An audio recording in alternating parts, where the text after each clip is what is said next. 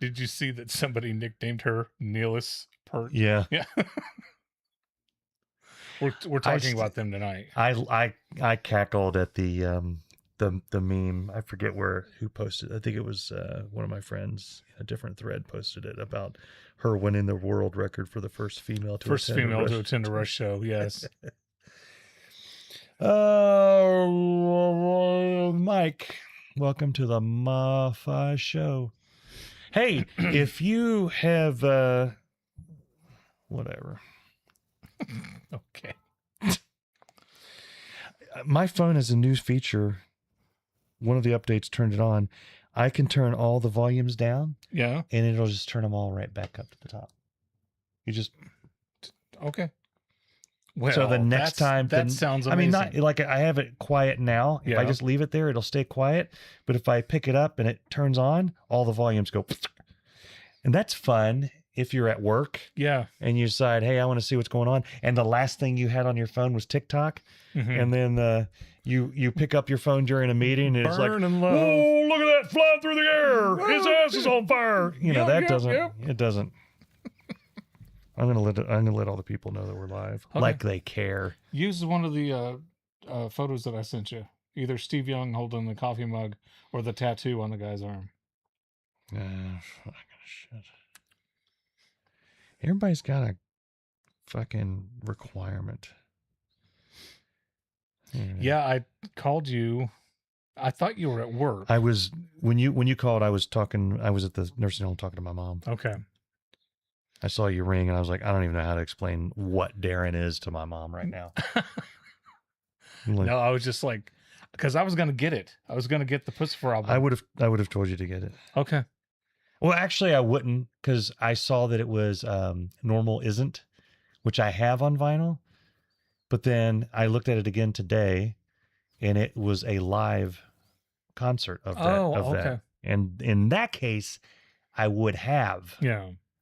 But you didn't stay in the record store for 28 hours, so I couldn't. I did stay for an extra 30 though. 30 minutes. Yes. I walked around thinking I'm going to give him a minute to collect his thoughts, and if he is not losing his mind, he will call or text me back. And you didn't, and I'm like, something's going on. I appreciate that. I can't, you brought me the propaganda from the Chicagos. I did.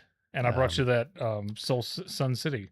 Yeah. So you've brought me plenty. You've brought me frankincense, gold, and myrrh. That's right. Yeah, I didn't even know Unsung Records had record store day stuff. I thought they just dealt with a lot of used vinyl. But they had a whole section of record store day material. I'm like, oh, cool. There's Collective Soul. And I bought it. And that's the first time I've bought. That's not true. We're going to talk about it on the thing. It has a poster with it. I'm gonna. I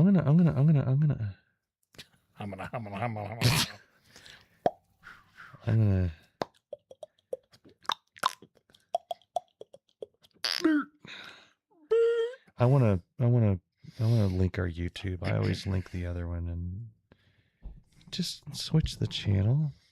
I'm gonna set Fuck it. I don't have all day to sit here and do this. So look at my shirt.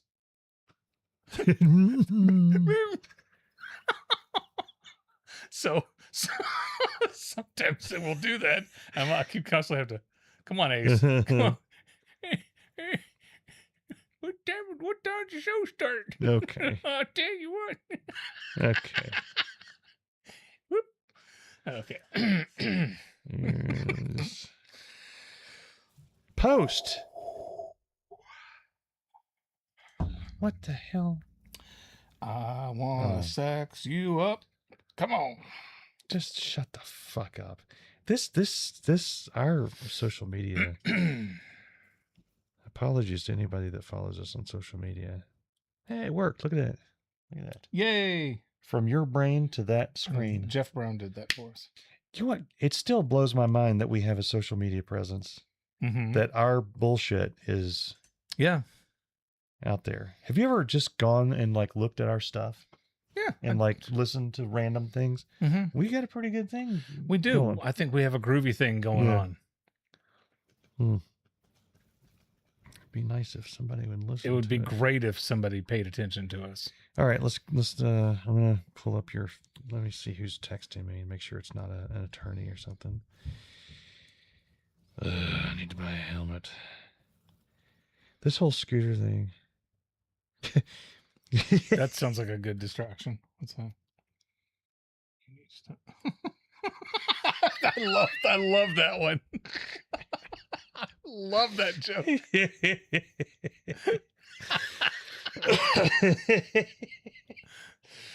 Oh shit. That's one of the best jokes ever.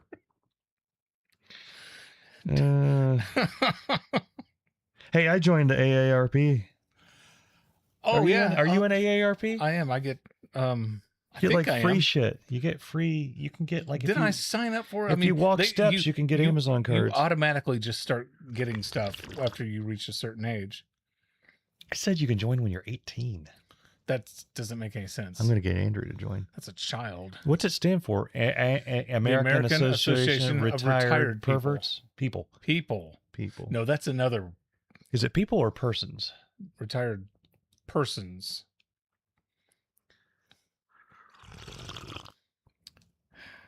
I'm gonna let that go since you're in a way. Welcome to the show, Okay, you ready? motherfucker. Let's start starting the show out like that. Bitch.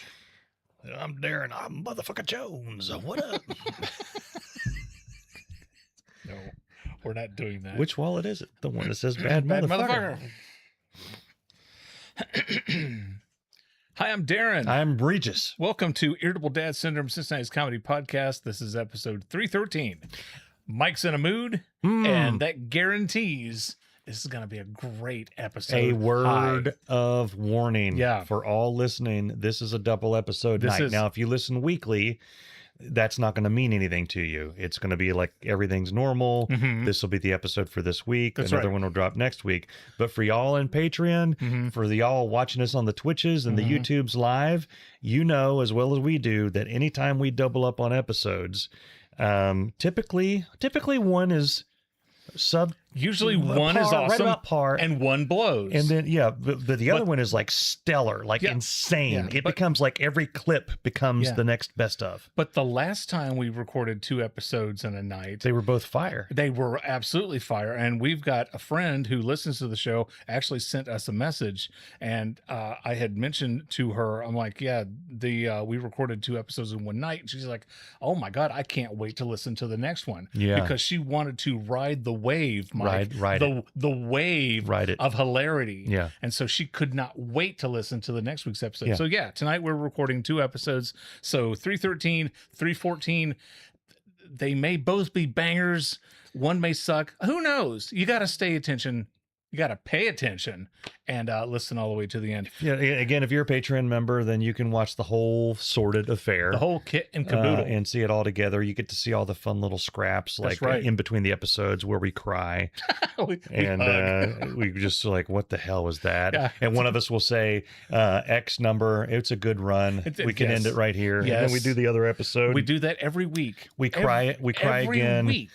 And then say something inappropriate, and then we sign off. That's right. It's a beautiful thing. So, welcome to the show. Welcome to the show. I mentioned we got a message from a fan. The fax came in, says here, I got it right here in my hand. Dear Irritable Dad Syndrome, every Tuesday morning I play a game where I try to see how long it takes me to find the title of the episode. Fun. Keep up the good work, and can we please hear more names of graduates from the class of 2026? Wait, were they trying to find the name? The name of the show. I don't understand. So last week's episode was Never Lick a Horse. Correct. So our friend Courtney, who listens to the show, she will start it. Listening for it to come up. Okay. To hear it. Yeah. So she was like, I've got to find where they say never lick a horse. So she plays the episode. I think she starts a counter. Yeah. To see where. And so she texted me. She's like, Ooh. 25, 26. Oh, wow. She had to she listened to the entire episode and had to go back again because she didn't hear where we said never lick a horse. I think she was laughing so hard Yeah. that it just went under the radar. Well, And then, yeah. Mike, she went back to the graduation part. She says, I want to hear the names of the students who graduated again. She had so much fun with that. So, Courtney, thank you very much. At the end of this episode, Mike and I, we will read some more names of graduates from the class of 2026. Thank you for your request, and thank you for listening to Irritable Dad Syndrome. And I will say now, this is a rumor, so I cannot confirm nor deny Mhm. the veracity of the statement If that I'm you heard about it to on the make. internet, it's true. But from what I understand is that if you take the minute and second time signature Mhm. for where the title appears for the first 100 episodes, and you line those up, they make GPS coordinates where we have hidden. He's laughing. He's trying to deflect. Where we've $20 hidden million. significant. Well, I don't give him. You don't want our attorney. $20. We've hidden a prize. Uh-huh. Just go to those coordinates and dig. Let me ask you something real yeah. quick offline. Yeah. Was I supposed to hide the prize? 'Cause- Dave 'cause Lay. I didn't. Okay. Yeah. I don't know that Dave hid the. Okay. Yeah. Hi, we're back. Fun fact: if you start listening to Irritable Dad Syndrome from the beginning, the very first voice that you hear is Dave. Dave Lay. That's right. He was the first one. His boot was the first on the ground That's right. for the Irritable Dad Syndrome assault. That is right. Anyway, the second 100, it's a similar thing when the prize doubled. So we keep doing this with every 100. So now that we're up in the 300s, the prize has reached 3 times prize level. And it's insane. Yeah. And there are no losers on Irritable Dad Syndrome coordinate. Again, really the only way to find it is to listen to each episode through to the point where you hear the title. That's right. And then the rest of the episode. And then do that for every episode. So good luck. Yeah. Keep And you listening. can't rewind. If you missed writing it down, you've got to go back to the beginning and listen. This is going to get some ad revenue on this Oh motherfucker. man, we are in. Oh man, this podcast is finally going to take off. I would like to point out something before that? you start with your bullshit. What? I have a list of good things to talk about. I have been going down memory lane lately. All right, and okay. I passed by apartments that Bess and I and Andrew, when we first moved to the Westchesters, we lived in an apartment. We lived at the Preserve at Beckett Ridge, right? And it was on it. There's a ridge there, hence the name Beckett Ridge. Henceforth. And we walked our dog Molly all around the grounds there, and she tried to eat the goose poop and all the fun things. But that's when I really started listening in earnest to podcasts. Yeah. And I listened to some video game podcasts because I think many of our listeners know I'm a big dork. You love the video games. But I found some movie podcasts, and one in particular that I just adore. It's Film Junk. I'll give them a nice little plug. That is a great podcast. The best film podcast. It's no Irritable Dad Syndrome, but it's a great podcast. So I was mowing because we had the graduation party for Andrew.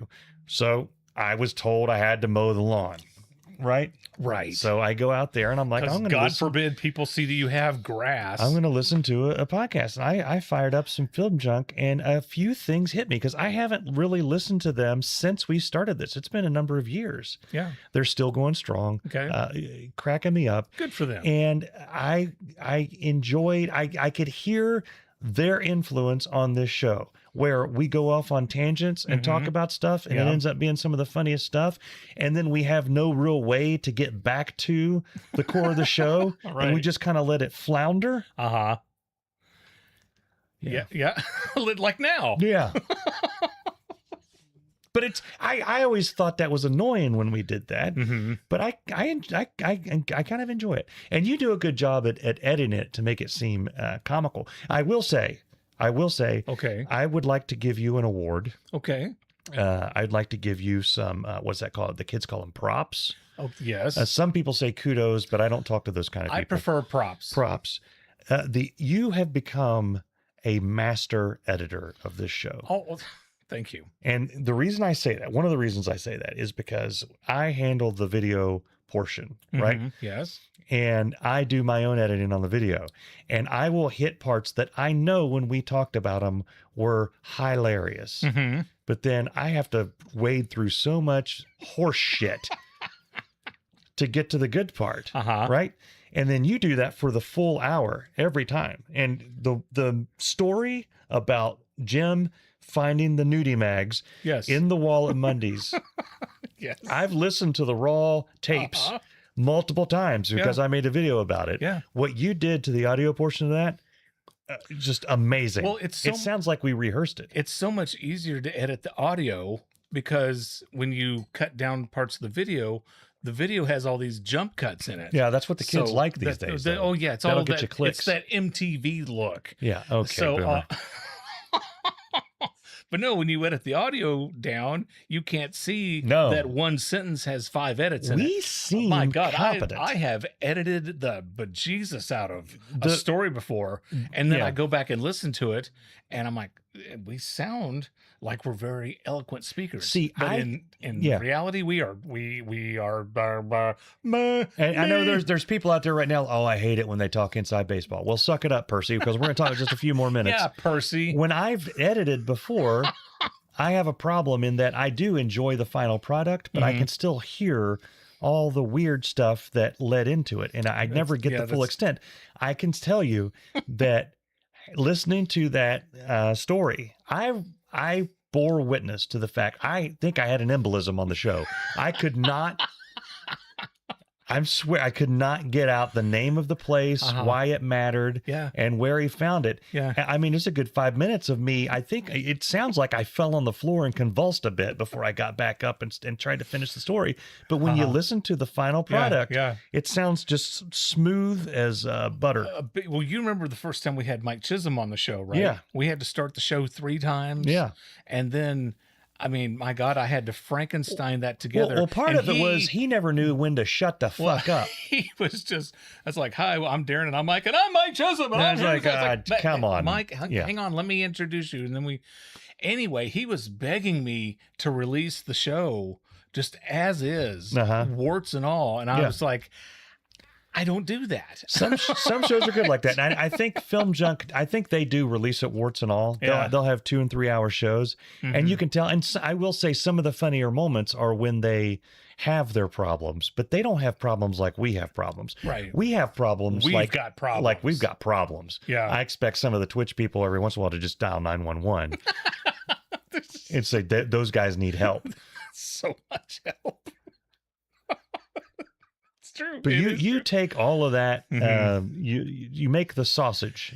You make a good sausage. It's because I've worked in television for 30 some years, and I was used to taking we did an interview with a woman for a commercial. We did like an hour interview, okay?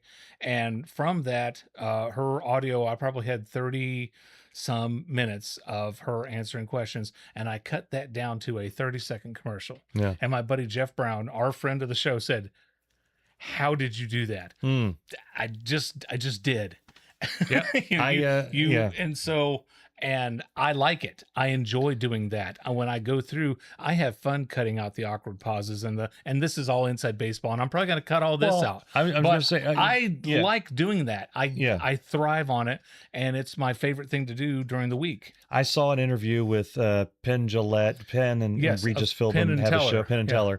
Anyway, Penn was on the Apprentice, Celebrity Apprentice. That's right. And he did an interview where he was talking about how the episodes, they would film the episodes for like 4 or 5 hours straight because Trump would just go on and on and on about whatever. And then they would he said that show was born out of the editing because they would get done filming it and he'd be like, what are you going to, I mean, what is this, like a 5-parter? Yep.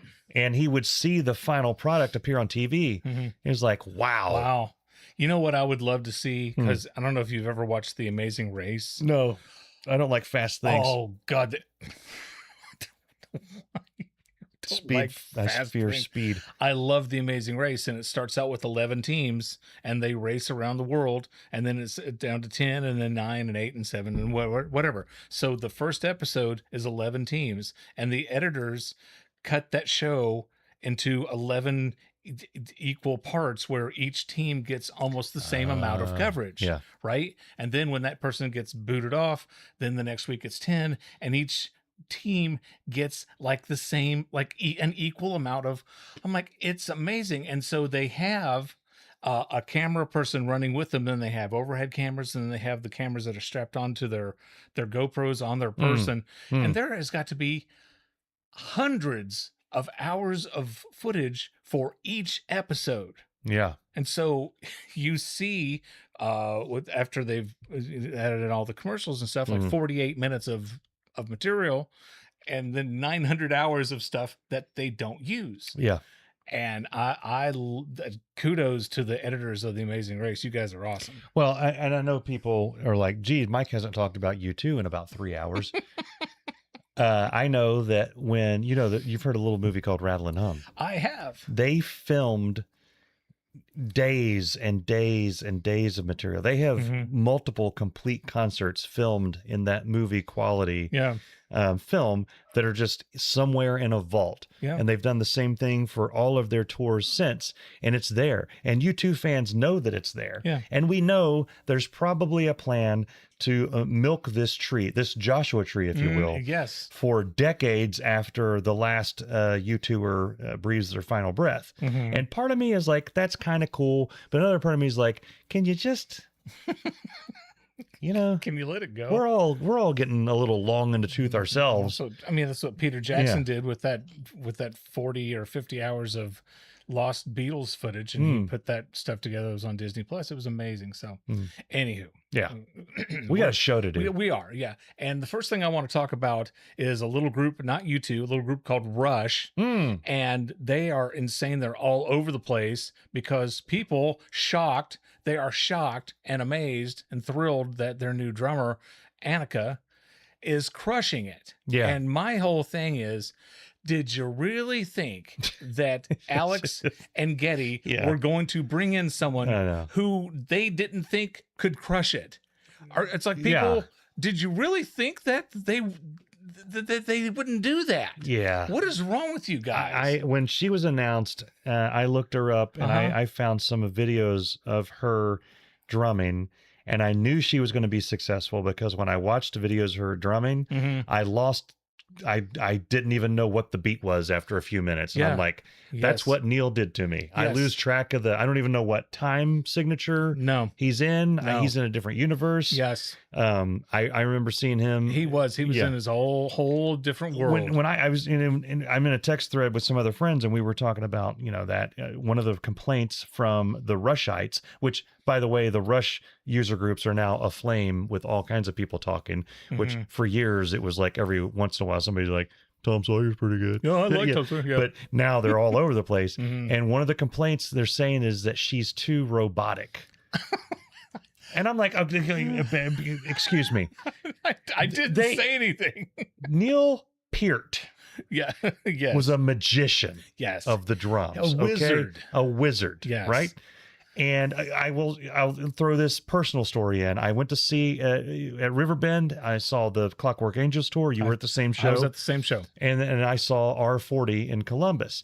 And I saw that man in the middle of a drum solo. If you remember, his drum kit looked like he had all the control. He had more controls and drums in front of him than the Death Star. Yes. I mean, he's just like, that's a main part of their stage is his kit. Mhm. And in the middle, whilst doing a drum solo, the man stood up and switched positions so he would face the eastern part of his kit. Yes. And kept the beat while doing it. Yeah. And I remember looking at the dad next to me, because that's all that's at Rush shows. yeah, There's a it's- bunch of it's- dads. yes. We're all 50 plus. Yes. We looked at each other and we just silently said, holy fuck. Yeah. What did we just witness?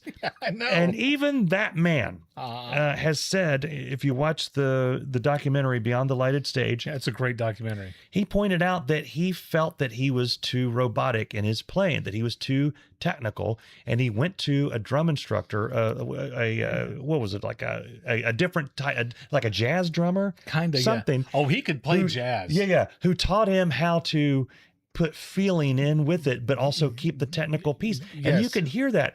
But someone He totally went and relearned how to play drums. It would be like, God forbid, something happens to Bono, right? And they replace him after a few years, and somebody says, the new guy's a little too political. Like, what are you? Right. Then they did a good job. They Right. did a good replacement. Man, I heard somebody say that Annika, that her toms aren't tuned right, and she's using thicker cymbals. She's tuned more toms than you've heard of. God, man, it's like the girl, the woman, the lady, she can't win with these Rush purist moron fans, because if she goes in and plays beat per beat exactly like Neil did, then they go, "Oh, she's doing is just copying Neil." So, but if she adds her own flair, well, how dare she disrespect the memory of Neil and the music that he? It's just like, Either way, they're gonna be pissed. Look, you don't have to buy a ticket, you don't have to watch the videos, and you certainly don't have to listen to them. But I cannot wait until August when we go see them in the Detroits. The videos that I've seen, she's doing an excellent job. Yeah. And I saw Primus did a tour, Farewell to Kings, where they played the Farewell to Kings album in its entirety.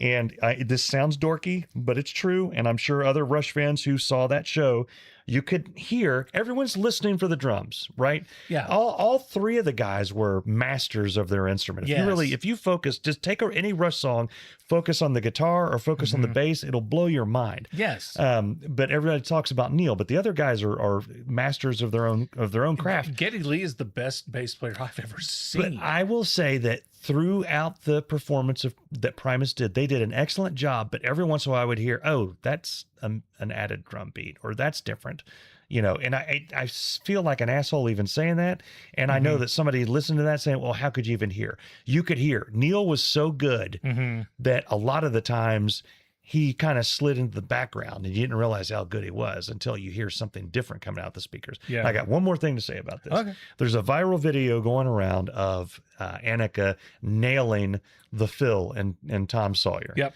And that video gives me chills. The smile on her face. Well, it gives me chills because Moving Pictures that song is from was released in 1981. Yeah. And Neil has said in interviews that that's one of his favorite songs to play because it's so difficult. And he said the fill specifically is difficult. And every time he does it, or every time he did it, he felt like he had accomplished something. Yes. He got a sense of accomplishment. Yeah. And I watched, I've seen enough Rush concerts. Every time he would do the fill, Alex Lifeson would walk over and watch, like face him, be like right at the kit. Yeah. It was like an act of support. Yeah. Right. Yeah. And there would always be an interaction between Neil and Alex when he did that. They played that song like that 30 plus years live. Yeah. And if you watch the viral video of Annika doing the fill, Alex walks over and does the exact same thing. And it blew my mind because I'm thinking, this dude has done this for, like I said, for 30 plus years with his bro back there playing. Yep. And what was that like for him to turn around and do that? And it's a completely different person there. I know. I cannot wait. I can't wait. It's going to be awesome. I'm going to be a sobbing mess. Oh, good God. I'm just going to be, because they're showing pure tribute videos. Oh. Throughout the show. Yeah. But she has a pair of his drumsticks on the stage. Oh. Well, and that is, I mean, that's love, man. That is love. And they've kept the South Park intro for Tom Sawyer, which is song about a black guy on a raft. It's like, okay. Shut up, fat ass. That's not how the song goes. It is too. I read the book. I wonder if they pay Trey Parker and Matt Stone to use that, or if they're like, you stole it from us and we're stealing it back. I'm sure they both sides love it.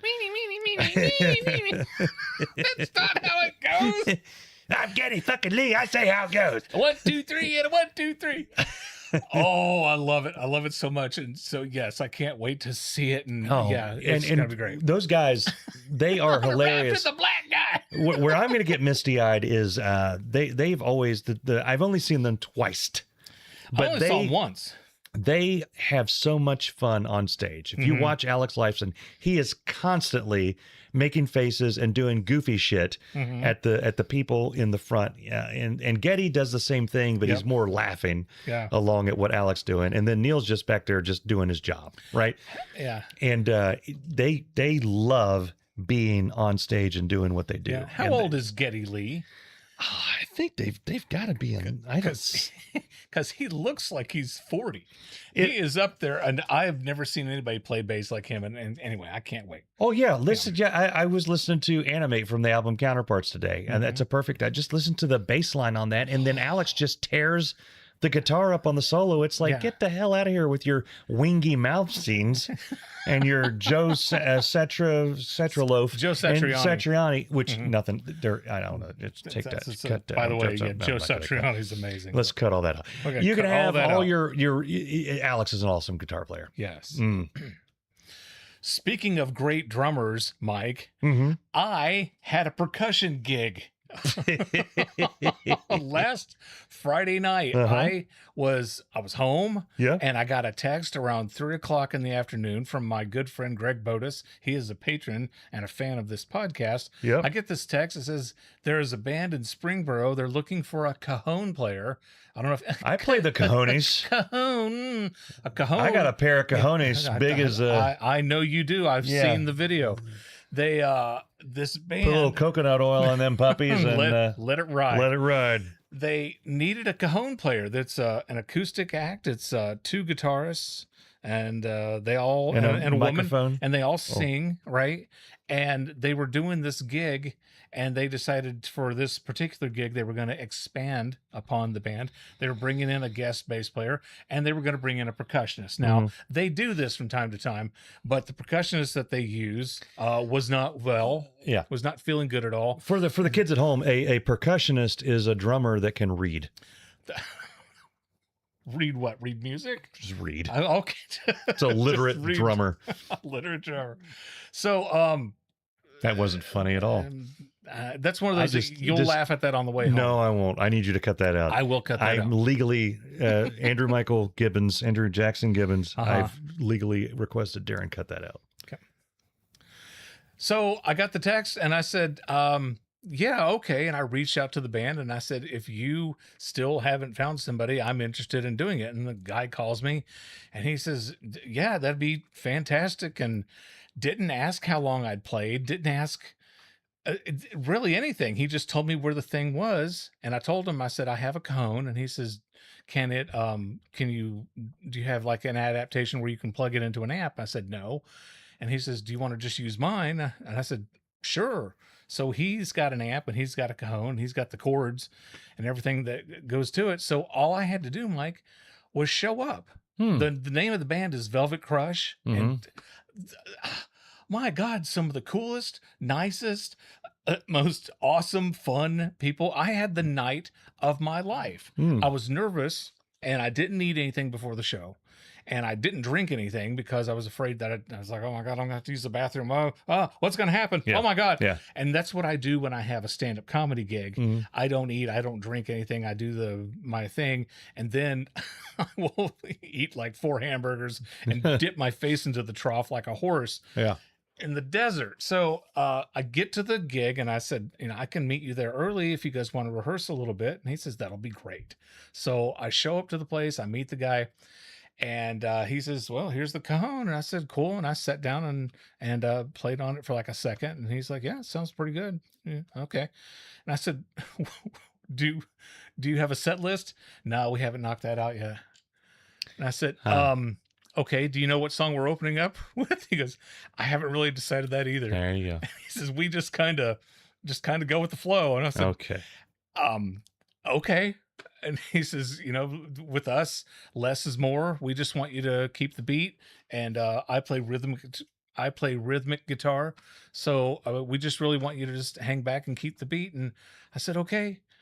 And I don't So remember. they were very specific on what they wanted. They were so specific Yeah. on what they wanted. They said, we don't know yet. Yeah. And I don't remember what our first song was. I wish Okay. I did.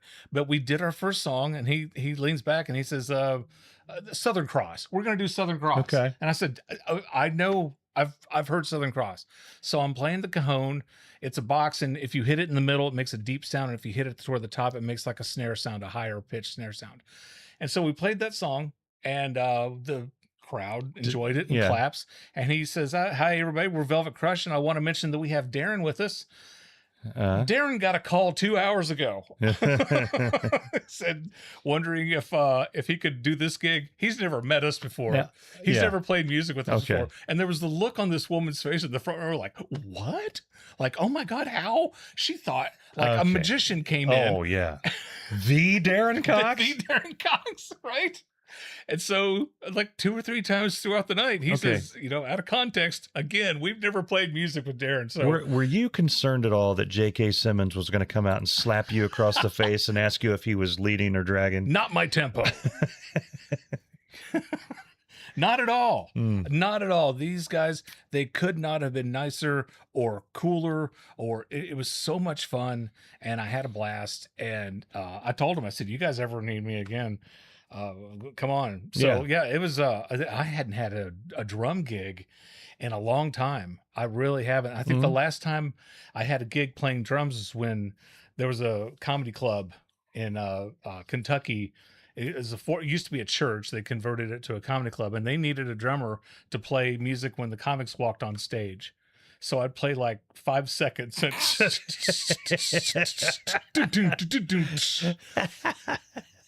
all right, let's give it up for Toby. All right. Do the Hot for Teacher intro. They're like, oh, that would be awesome if they introduced a comic and I did the entire Hot for Teacher. Darren.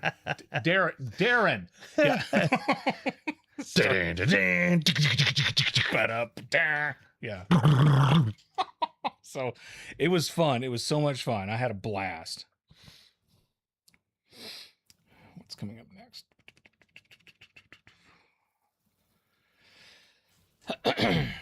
I had a birthday. Happy birthday. Thank you. What are Yeah. you, 56? 56.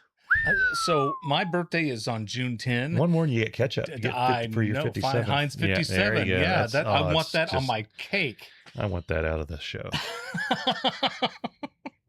God damn. I am not on tonight. I'm it's been a rough one. You've had some It's been a rough one.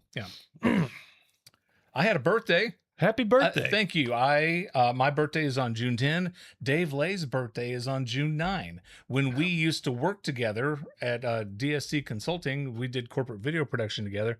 They would always take us both out to lunch at the same time, and it was great. And It's a way to save money. That's that's right. We had one party for 2 people. Yeah. But so I had my birthday. I took the day off, and I read a book.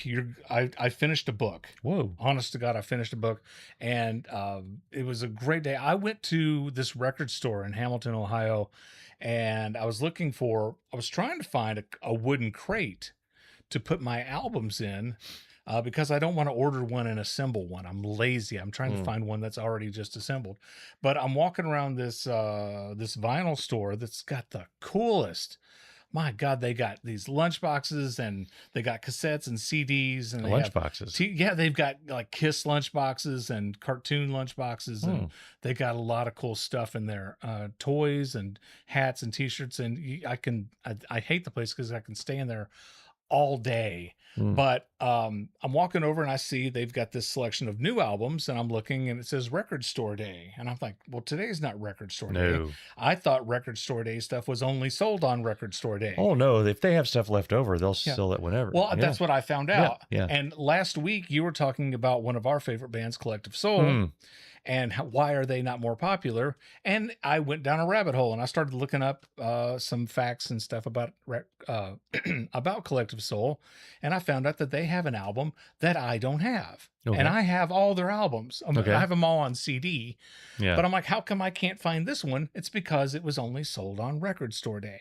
And it raised the question, like, I wonder why they do that.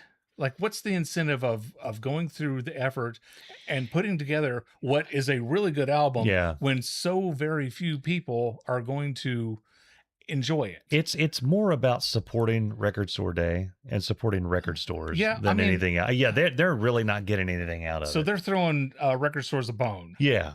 Yeah. And I'm sure they may get some sort of kickback, but I think most musicians get something out of it. A lot of like the Who and Stones, they'll throw out like a live single, Yeah. you know. Anyway, so I'm going through the record store day stuff, and I find the Collective Soul album that was available only exclusively on record store day, and I bought that son of a bitch. I got Yeah. it, and I'm going to tell you something, Mike. What's it called? It is called. Oh, Yeah, I wasn't prepared didn't for that. prepare for that one. did It's the album. The album is pink. Okay. Well, no, the album is blue, and it's Okay. 180 gram vinyl. you? Okay. I'll have to.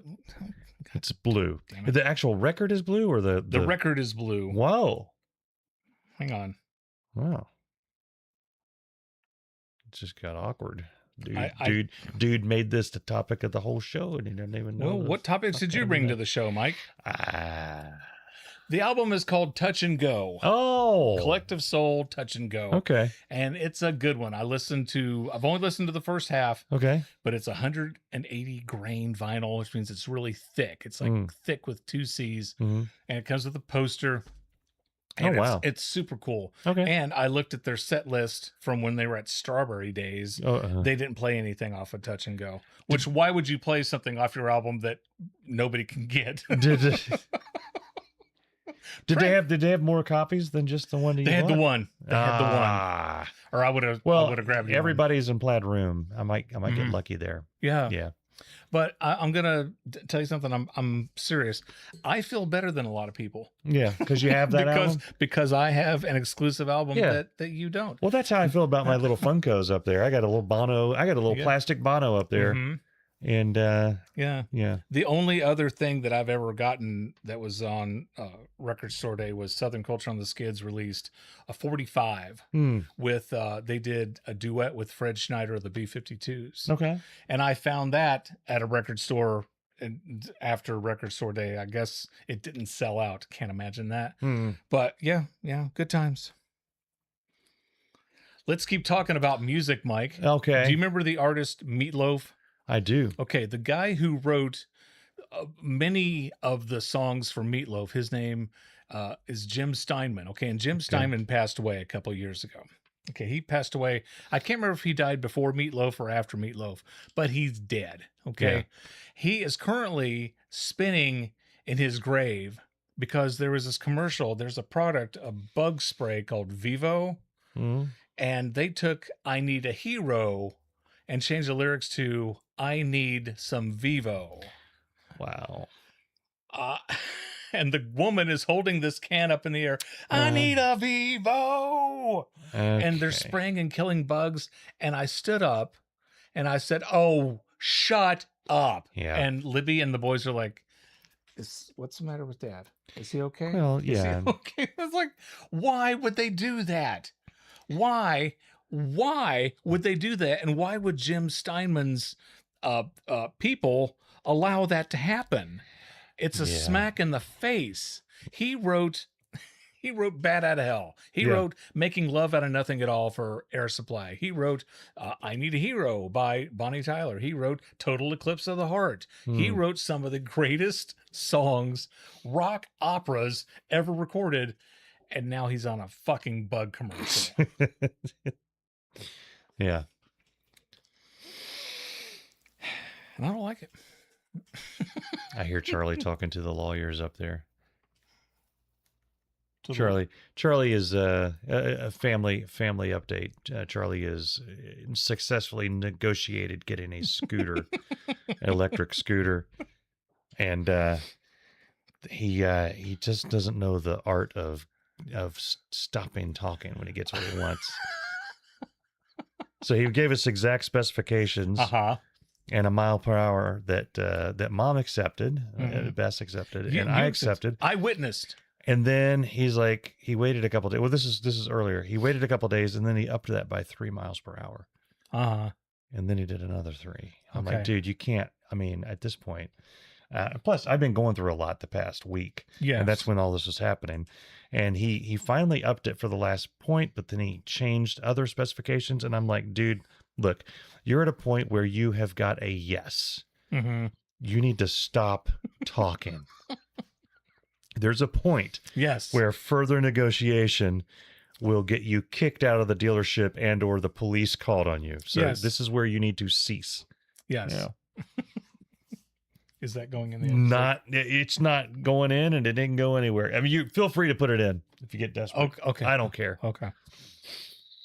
A few weeks ago, when my brother-in-law Eddie and his wife Gina and our nephew Ryan, they all came to visit us, and Ryan was he's a young kid. Is he the one that threw Jesus in the house? He threw Jesus in the house. Yeah. Yes, we don't throw Jesus in the house. That's right. So they're like, we're gonna take Ryan out so he can run some off, so he can run off some. We're going to take Ryan out so he can run off some of this energy. And I said, well, yeah, there's 2 playgrounds in our neighborhood. And one of them has been brand new, recently refurbished. And so like, okay, so we went to this playground that my kids used to play at 2-3 times a week when they were little. And so we were all up at the playground, and Ryan brought his little cars, and all Ryan wanted to do was roll his cars down one of these big All Ryan wanted to do was roll his cars down one of these really big twisty slides. Yeah. Which, whatever. It's That's fun. what you do with cars. Yeah, that's what what you do with them. cars. Yeah. And so he's got these 4 Hot Wheels cars, and then he would predict which one is going to win the race, and he would push them all down the slide. And we're having fun with this because it's hot and we're outside, and nobody really wants to chase anybody around. So we were playing with the cars and the slide. Well, this little boy comes up, and not only does he want to play with Ryan's cars, he wants to keep Ryan's cars. So this little boy would grab a car and want to walk off with it. And the mother, kudos to the mom, props to the mom, which she would say, Timmy Wayne, put the car back. Timmy Wayne. Timmy Wayne. The boy's name is Timmy Wayne. Okay. And I never heard her once Timmy Wayne Brandy Book. I never once heard her call him Tim or just Timmy, but it's Timmy Wayne. Yeah. And it's, hey, Timmy Wayne, let's go over and go on the swings. Or Timmy Wayne, do you want to go get a drink of water? Or Timmy Wayne, how about we go over on the seesaw? No, it was Timmy Wayne. Yeah. Timmy Wayne. Timmy Wayne. Timmy Wayne Baggins. Right. Continue. And so we're, Ryan is trying to play with the cars, and Timmy Wayne won't stop trying to take one of the cars. Now, Timmy Wayne is a little kid, right? Of course, these are cool cars. And but for weeks after this, Libby and I are calling our kids, Timmy Wayne, put down the chocolate milk. Timmy Wayne, did you get your brother a cookie? Timmy Wayne, don't do that, right? But story goes nowhere. But I love it. Yeah. You would be on the blows side of the LP. We'll switch over to the B sides with our next episode. That's right. If you want to hear the good stuff now, subscribe to Patreon. That's and you got it. We've got more. We've got more on this. We've got more on this episode. This is. Have you seen He-Man? I did not see He-Man. It's supposed to be really, really. It's one of these fun ones where the critics. It's still got a fresh rating, but it's like at 63 or 64. Like I heard that at the very lowest end, but the audience score is damn near perfect. Okay. Yeah, and people so the critics hate it, but the audience loves it. Yeah. Okay. People are. It's being described as a dumb movie. Okay. But the actors know it's dumb and they're leaning into it. It's like everybody's in on the joke. Honest to God, that's almost word for word how my friend Todd described it. Yeah. And that I tend to like that kind of movie. That's why he loved it. Yeah. Yeah, he loved it. Yeah. So, but no, I have not seen He-Man and the Masters of the Universe. So a couple weeks ago, when our kids, your son Andrew and my son Cameron graduated high school, Andrew had a graduation party here in your backyard. At the estate, at the Odell Ranch. Yes. And so we are out in your backyard and we are talking to our friends Ann and Dave. And the grass was very well mowed. Perfectly mowed. Yes. Yeah. Yes. So Ann and Dave were there, and Jim Boyce was there, and I'm there, and Cameron was there, and then Libby was there. And somehow a topic of sheep comes up, and I don't remember how, but I'm talking As it does. It does. Yeah. It every now and then people talk about sheep. So, God, this is a horrible episode. stay tuned to the end. Mike and I are going to read more names of graduates from the class of 26. Don't go anywhere. The kicker. Don't go anywhere. The kicker of this is we talked about sheep. So, all right. But no. So I'm telling Ann and Dave the story of my friend who has a farm, and she's got like some cows and horses, and these sheep came on her land, right? One day they just showed up, and none of her neighbors had these sheep, and she couldn't figure out where these sheep came from, and she didn't know what to do with the sheep. And so I said, I got a guy. So I reached out to my friend who has some sheep and he has some horses, and I called him up, and I'm telling Ann this story when Libby looks at me and she says, Jim. And I said, what? And she says, Jim. And she keeps saying Jim like I'm like, why am I not understanding? Jim? Yeah. And I said, why do you keep saying Jim? The guy's name is Bill.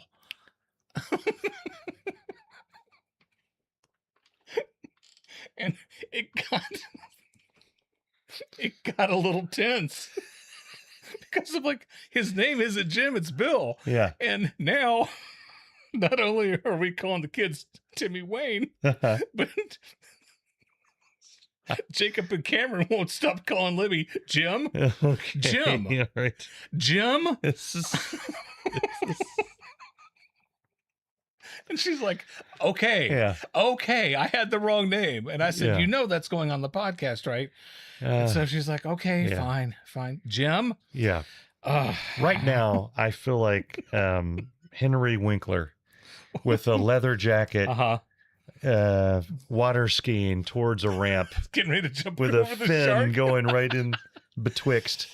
You know what? They've talked about that on Happy Days, and Henry Winkler is happy to talk about that episode. He said that was the #1 episode that week, and Happy Days was the #1 show until it went off the air. Yeah. And everyone talks about he jumped the shark, and that's where the show got ruined. But the show was #1. Yeah.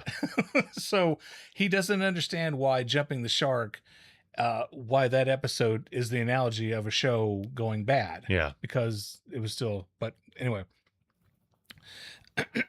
So Bess and Charlie have started watching Lost. Oh, I love Lost. I did too. Yeah. But I'm starting to remember some of the frustrations as I'm listening to them watch it. Mm-hmm. One of my frustrations with Lost, I had two main frustrations. One is right when a storyline was getting really intense, they would switch to a different one that no one gave two shits about. Yes.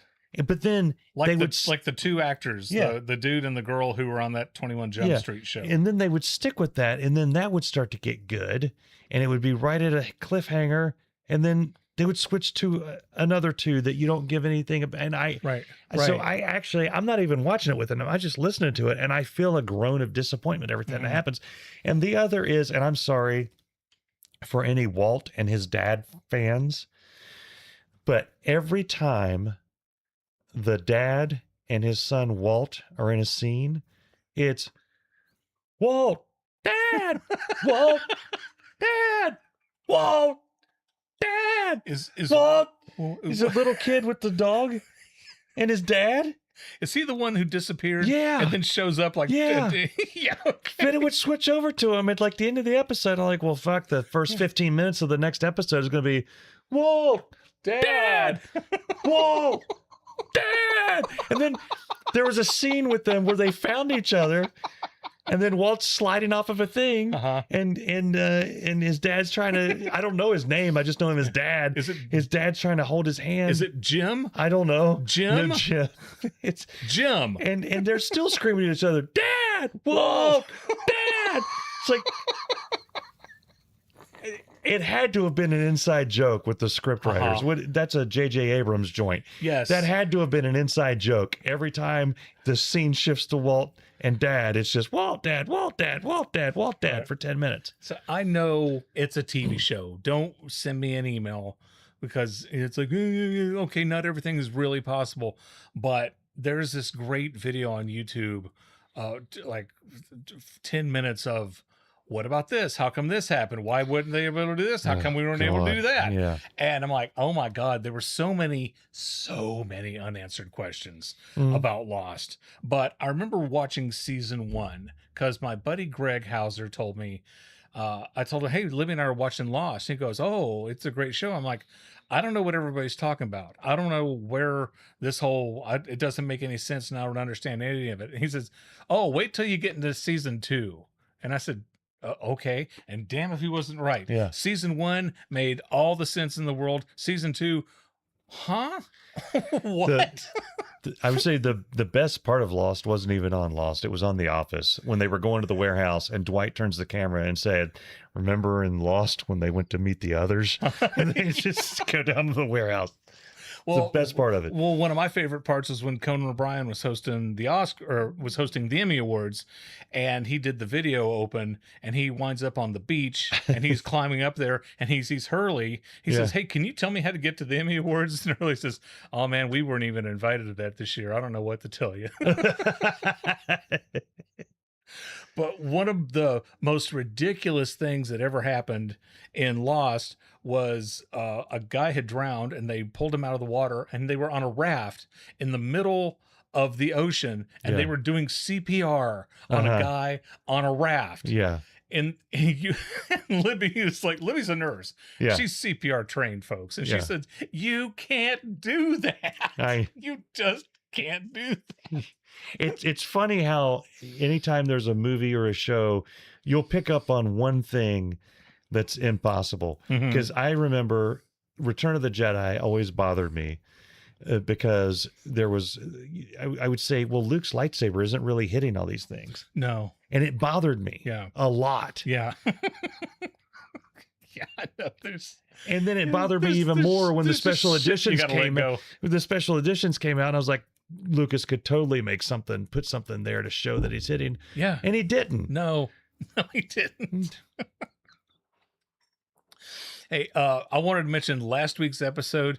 If you enjoyed that, there may be a special reason why you enjoyed that. That episode was edited at Chris Michael's house. Oh. Why did I edit it at Chris Michael's house? Well, because they sometimes occasionally will go out of town or they'll go visit relatives or they won't be home. And Yeah. I have a key to their house and they let me come over and I let out their dog Sadie.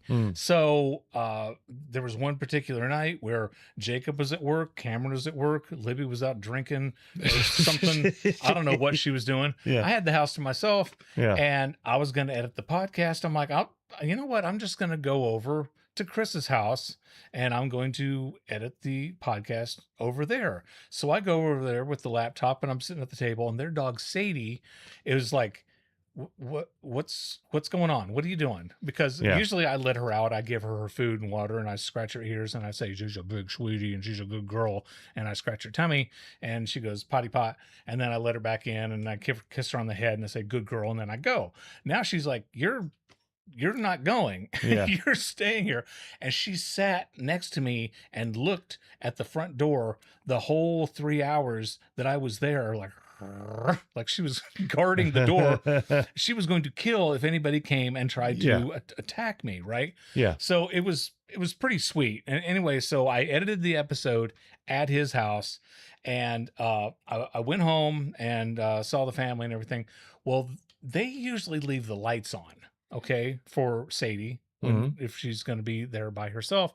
I came over the next day, all the lights were off. I didn't turn off the lights. Now, a normal person would think maybe they turned them off with the timer. Yeah. Because, as you know, Chris, he's got everything wired. His mailbox is rigged. If you open up his sock drawer, it says someone's pulling out your black socks. See, if I were watching his house for him, I'd teach him a lesson. I'd walk around pantsless the entire time. Oh, I did. Because you know he's got cameras everywhere. Oh, yeah. Oh, yeah. Let's burn the retinas out on those things. Exactly. They're cojones. So, but I when I went back over there, I got nervous. I'm like, is there a squatter over here? I thought the mind was playing tricks on me. Somebody could have come in through the garage Yeah. and just ran upstairs while I was letting Sadie out in the backyard. And so stupid, dumbass me, I had to go check to see if there was a breaker. I couldn't find the breaker box in the house. And then I like poked around a little bit upstairs. And so if that alarm triggered, that's why I did that, to make sure ain't nobody sleeping in his house. But I should have just texted him to begin. I'm like, did you guys turn off the lights? And about 10 minutes later, yeah, we did that. I'm like, okay, thanks for letting me know. I thought you had freaking come in there with a golf club and a butcher knife ready to attack whatever comes like, out of the shadows. Like when Rick slept in that house on that episode of The Walking Dead. I thought maybe that goes into nowhere. Jesus God. One more story about Chris. And one more story about Chris Michael, and then we're going to read graduation names. Oh, sure. 2026. This is so horrible. The next episode, 314, is going to be so much better. Oh, yeah, of course. I was at Costco, and we've got a party coming up, and we're going to serve taco bowls at the party. It's a graduation party. Yeah. And so I thought I'd buy some supplies, and I bought some napkins. About 8 million napkins in a box, and we're going to use all the napkins, but I bought some plastic spoons, and you can only buy plastic spoons in a box of 500. And Libby's like, why did you buy all the spoons? I said, for the party. And she says, Darren, we're going to need like 30 maybe. I said, but they don't spoil. That's true. The spoons will never go bad. That's right. And we'll always have them. And she's like, but you still, where are we going to keep them all? Well, we'll keep them in the garage. We'll keep them under the bed. We'll keep them. I'll find a place. I'll move some stuff around. We'll sell one of Jacob's old bicycles, and we'll put the spoons there. I said, she was going to return them. And I said, Libby, do not return the spoons. She says, why? I said, because I have more spoons than Chris Michael. And by God, we're keeping the spoons. I put my foot down. If you're listening to this show currently, first of all, thank you for making it this far. Thank you. And second, if you're thinking, my God, I'm at the end of the episode and I'm listening to these two jackasses talk about spoons. Spoons. If you join our Patreon, you have immediate access to the next episode, which is a banger. Oh, yeah. Oh, my Lord. Yeah, well, we have totally proven the next episode can only be better. We get the let out, as the kids say. But this one, although I'm looking at I don't know. Not so much. 314 might not be any better. Hey, when we promise an episode a week, this is what you get. They're not all winners. That's right. It's just like our kids. You can't. They're not all winners at all. We're going to go for this episode. We went about 20 minutes ago. We went. We want you to check us out on Facebook and click and like and tell all your friends to check us out on Facebook, and go to irritabledadsyndrome.com. Yeah. And if you'd like to become a patron, that would be amazing. And if you helped us out financially, maybe we would learn how to do a better episode. Yeah. Maybe 315 and 316 will be better than this one. We hope to see you next week on Irritable Dad Syndrome. Are we going to alternate the names? Sure. Yeah. So here are some more names of graduates from the class of 2026.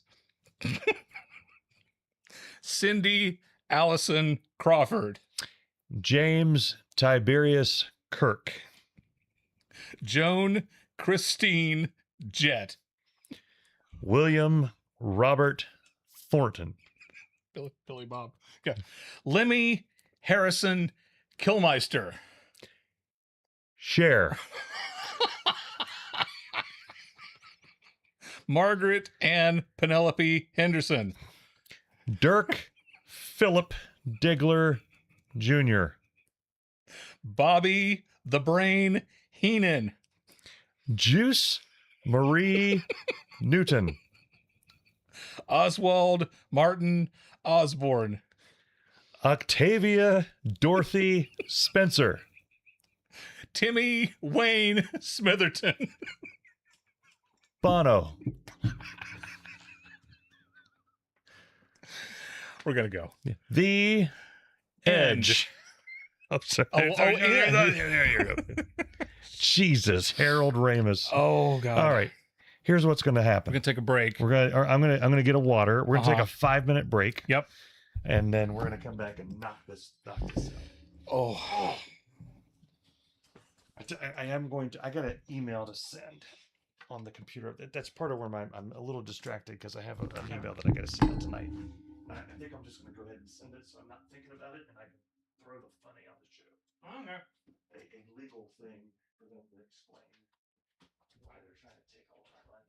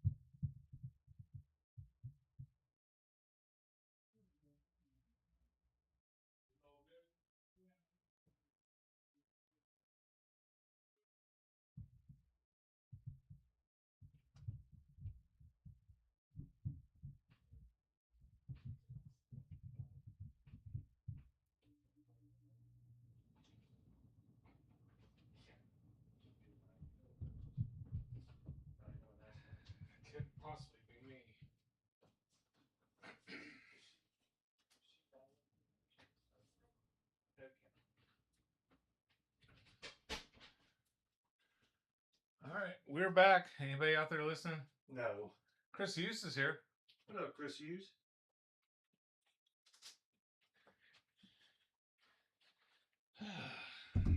Hey, I have some news. What's that?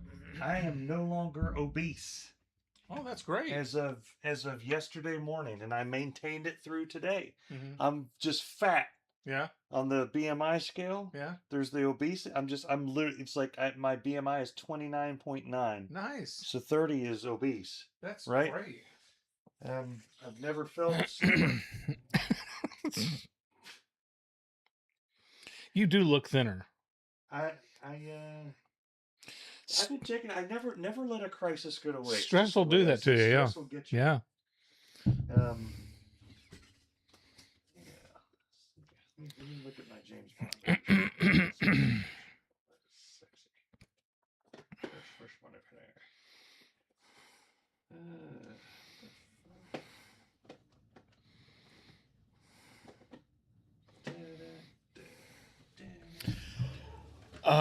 I don't know if this is going to be a good episode or not. What's the big topic? Don't have a big topic. Sometimes, though, the little things we bring up spark big things. Please spark something big this episode. You know, most of these games, a lot of these games I haven't even played. Yeah. For inspiration, let me dust off one. That'll usually get me going. Okay. What's it? Captain America. That's the Hulk. Hold on. I need to see what this is. Another thing that's been distracting me. I got Funkos of all the Avengers. Yeah. All of them? Oh yeah, there's Tony Stark. Yeah, Tony Stark for the Infinity War. Mm-hmm. Fat Thor. I've seen Fat Thor. Yeah, that's my pride. My pride and joy. That's obviously the Hulk. Yeah. And then classic Cap America. Yeah. I have 2 Funko Pops. Yeah. Billy Idol that you gave me. Oh yeah. And K2SO that Cameron gave me from Rogue One. Yeah. He was the black droid. What? He was the black droid. African robotic. No, the African robotic droid was in Solo. Oh yeah. The droid with the big ass. Okay. Well, am I wrong? It's fine. Am I wrong? No, okay. So me and Bess make each other laugh ourselves.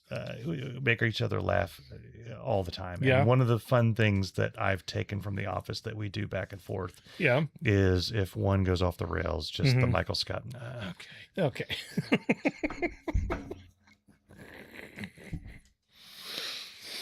And I like to unveil it, unleash it, as it were, unwrap it, as it were. Wrap them and stack them, kids. That's how you prevent the herpes. That's the wrap. I know what wrap it. Yeah. I don't know what stack it means. It's best you don't know. Wrap it. How do you stack it? I don't know. Maybe that's what I've been doing wrong all these years. Might be. You mean I was supposed to stack like it? Pancakes with butter in betwixt. Oh. Well, You know, I drank a oats overnight maple pancakes this morning. It has too much of a butter flavor to it. That's not possible. Yeah. How can something taste too buttery? Something I've noticed about oats overnight, they have all these different flavors. Yeah. They all taste like oats. Okay. That's as good as I got. You know, it's these episodes that I enjoy. It gives me hope for the show because it tells me that you have standards. Yeah. Like it's possible for me to say something and you to say something and us just be like, this is awful. Okay, yeah. That's when you throw in a...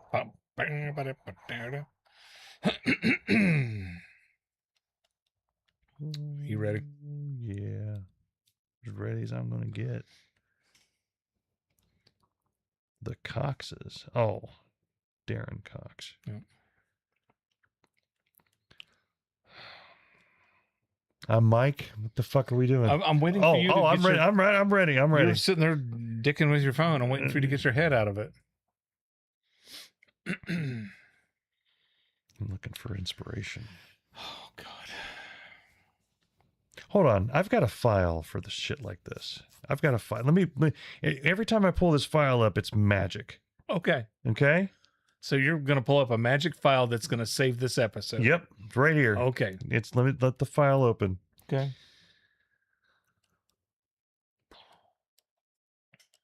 What the hell? No, we're fucked. I was really hoping the... Yeah, we're fucked. Okay, I'm going to start this episode. All right.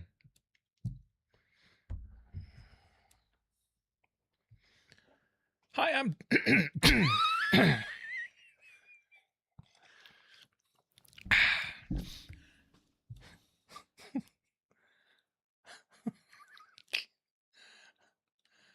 Hi, I'm Darren. Hi, Mike. Welcome to Irritable Dad Syndrome, Cincinnati's comedy podcast. This is episode 314. Mike and I literally just recorded episode 313, which you guys loved and adored and listened to, I'm assuming several times. Mm-hmm. So we recorded that episode and we're fresh on the heels of the success of that hot piece of ass, which was episode 313. If you're still here, boy, are your expectations high.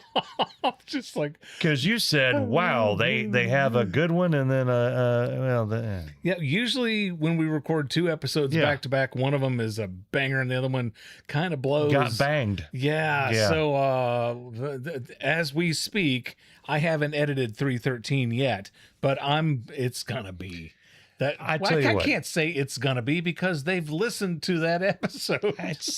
I'll tell you what. We're going through time. No, we're all over the place. Yeah. I do have something to say about AMC theaters. Okay.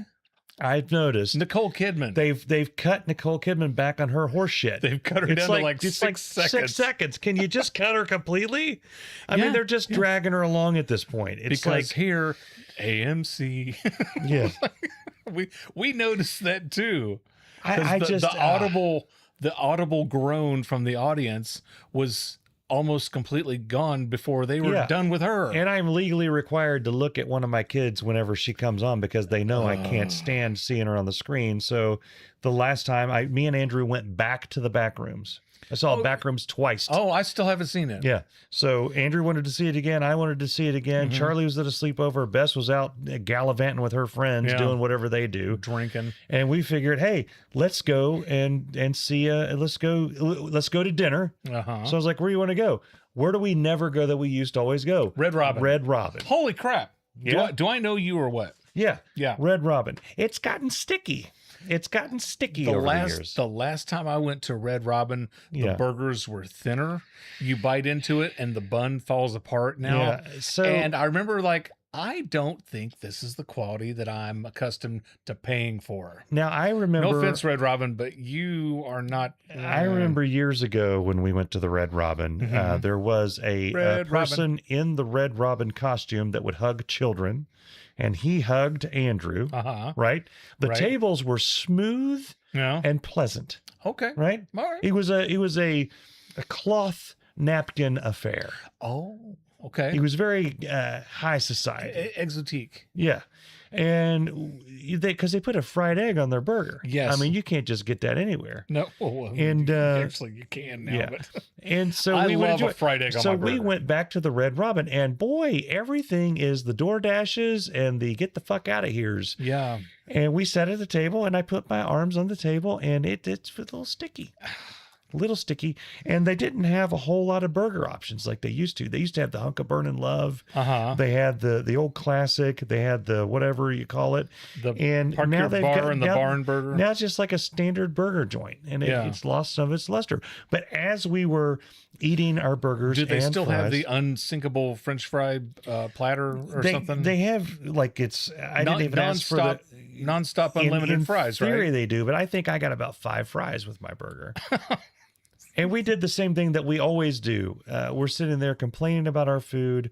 What the hell is this? And then the server comes by and how's everything? And me and Andrew both say, that's great. It's perfect. Everything, you couldn't do better.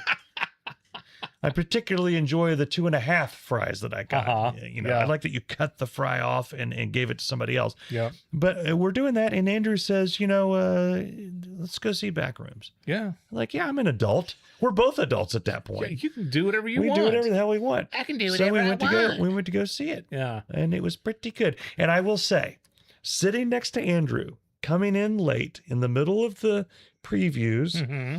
was a guy and a girl clearly on a date. Just from the whole, he had a t-shirt and shorts, which just screamed, "I'm on a date."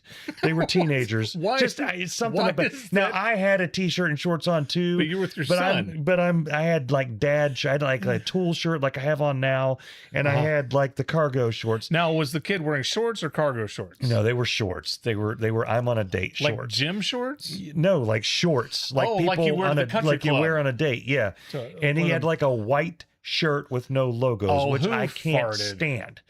And his He girl, thinks he's better than me. his girlfriend brought one of these water containers, Yeah. metal, Yeah. with like the little thing at the bottom that fits into a cup holder. Yes. And then it has basically a water tower Mhm. on top. Yeah. And all of her keys and beads and fucking cuckoo clocks and you know the ears Trinkets is the word I'm looking for. and noses of her former fallen enemies hanging from these wooden fucking rings and steel things. You remember in Game of Thrones, Yeah. the Meisters would wear these rings all around their necks, and Yeah. the smarter they were, Yeah. the more shit they had hanging off of them. Yes. She I was do. dragging basically a Christmas tree's worth of ornaments and trinkets, and she set that fucking thing down. Is it at all banging against the Oh yeah, I was banging and jangling jangling? and everything, and then she had shit hanging from her wrists, and her phone had glitter and shit on it, and you could smell her coming before she even walked in the before she even walked in the theater. And she, you know, we had the reclining seats. You know, you share a cup holder, like Yeah. your cup holder's right next. Slam that thing down. It went in like concrete Why do you going on gotta a slam swing it? set. You don't have to. And You don't by have the to way, slam it. By the way, I've learned you're not allowed to take that stuff in there. And I'm every surprised she got time- away with that. Every time she took a drink, it was like somebody walked into the Dollar Tree. And I'm sitting there and I'm annoyed because when I took Charlie to see the Backrooms, Mhm. there was a group of teenagers sitting next to him, and at any given point, one of them had to go do something. They had to go get a popcorn. They had to go get a pop. They had to go pee. They had to go take a shit. They had to go file their taxes. They had to go do something. And then there was one of them that kept making the same joke all through the previews. Every time a preview would sort of be like, "Oh, this is The Last of Us," and then another one would be like a little laugh. I was like, okay. And then the next preview start, "This is The Last of Us." It's like, okay. And after the 5th preview, I wanted to lean over and say, "Kid, I have a comedy show. I know comedy. I know comedy. Listen to episode 313. And I know how to butcher a joke until it's funny no longer. And you butchered that joke about 3 tells ago. You need to calm your tits." Yeah. Right? And then through the whole movie, he's explaining to his friends what we all just saw. "Oh, that's Captain Clark, and he's on the thing. You see, this is they're yellow because that's boring, but it's also it brings back nostalgia." And I wanted to stand over and say, "Dude, Ebert, could you calm your shit down so we can watch the fucking movie?" And I don't know which one's better or worse.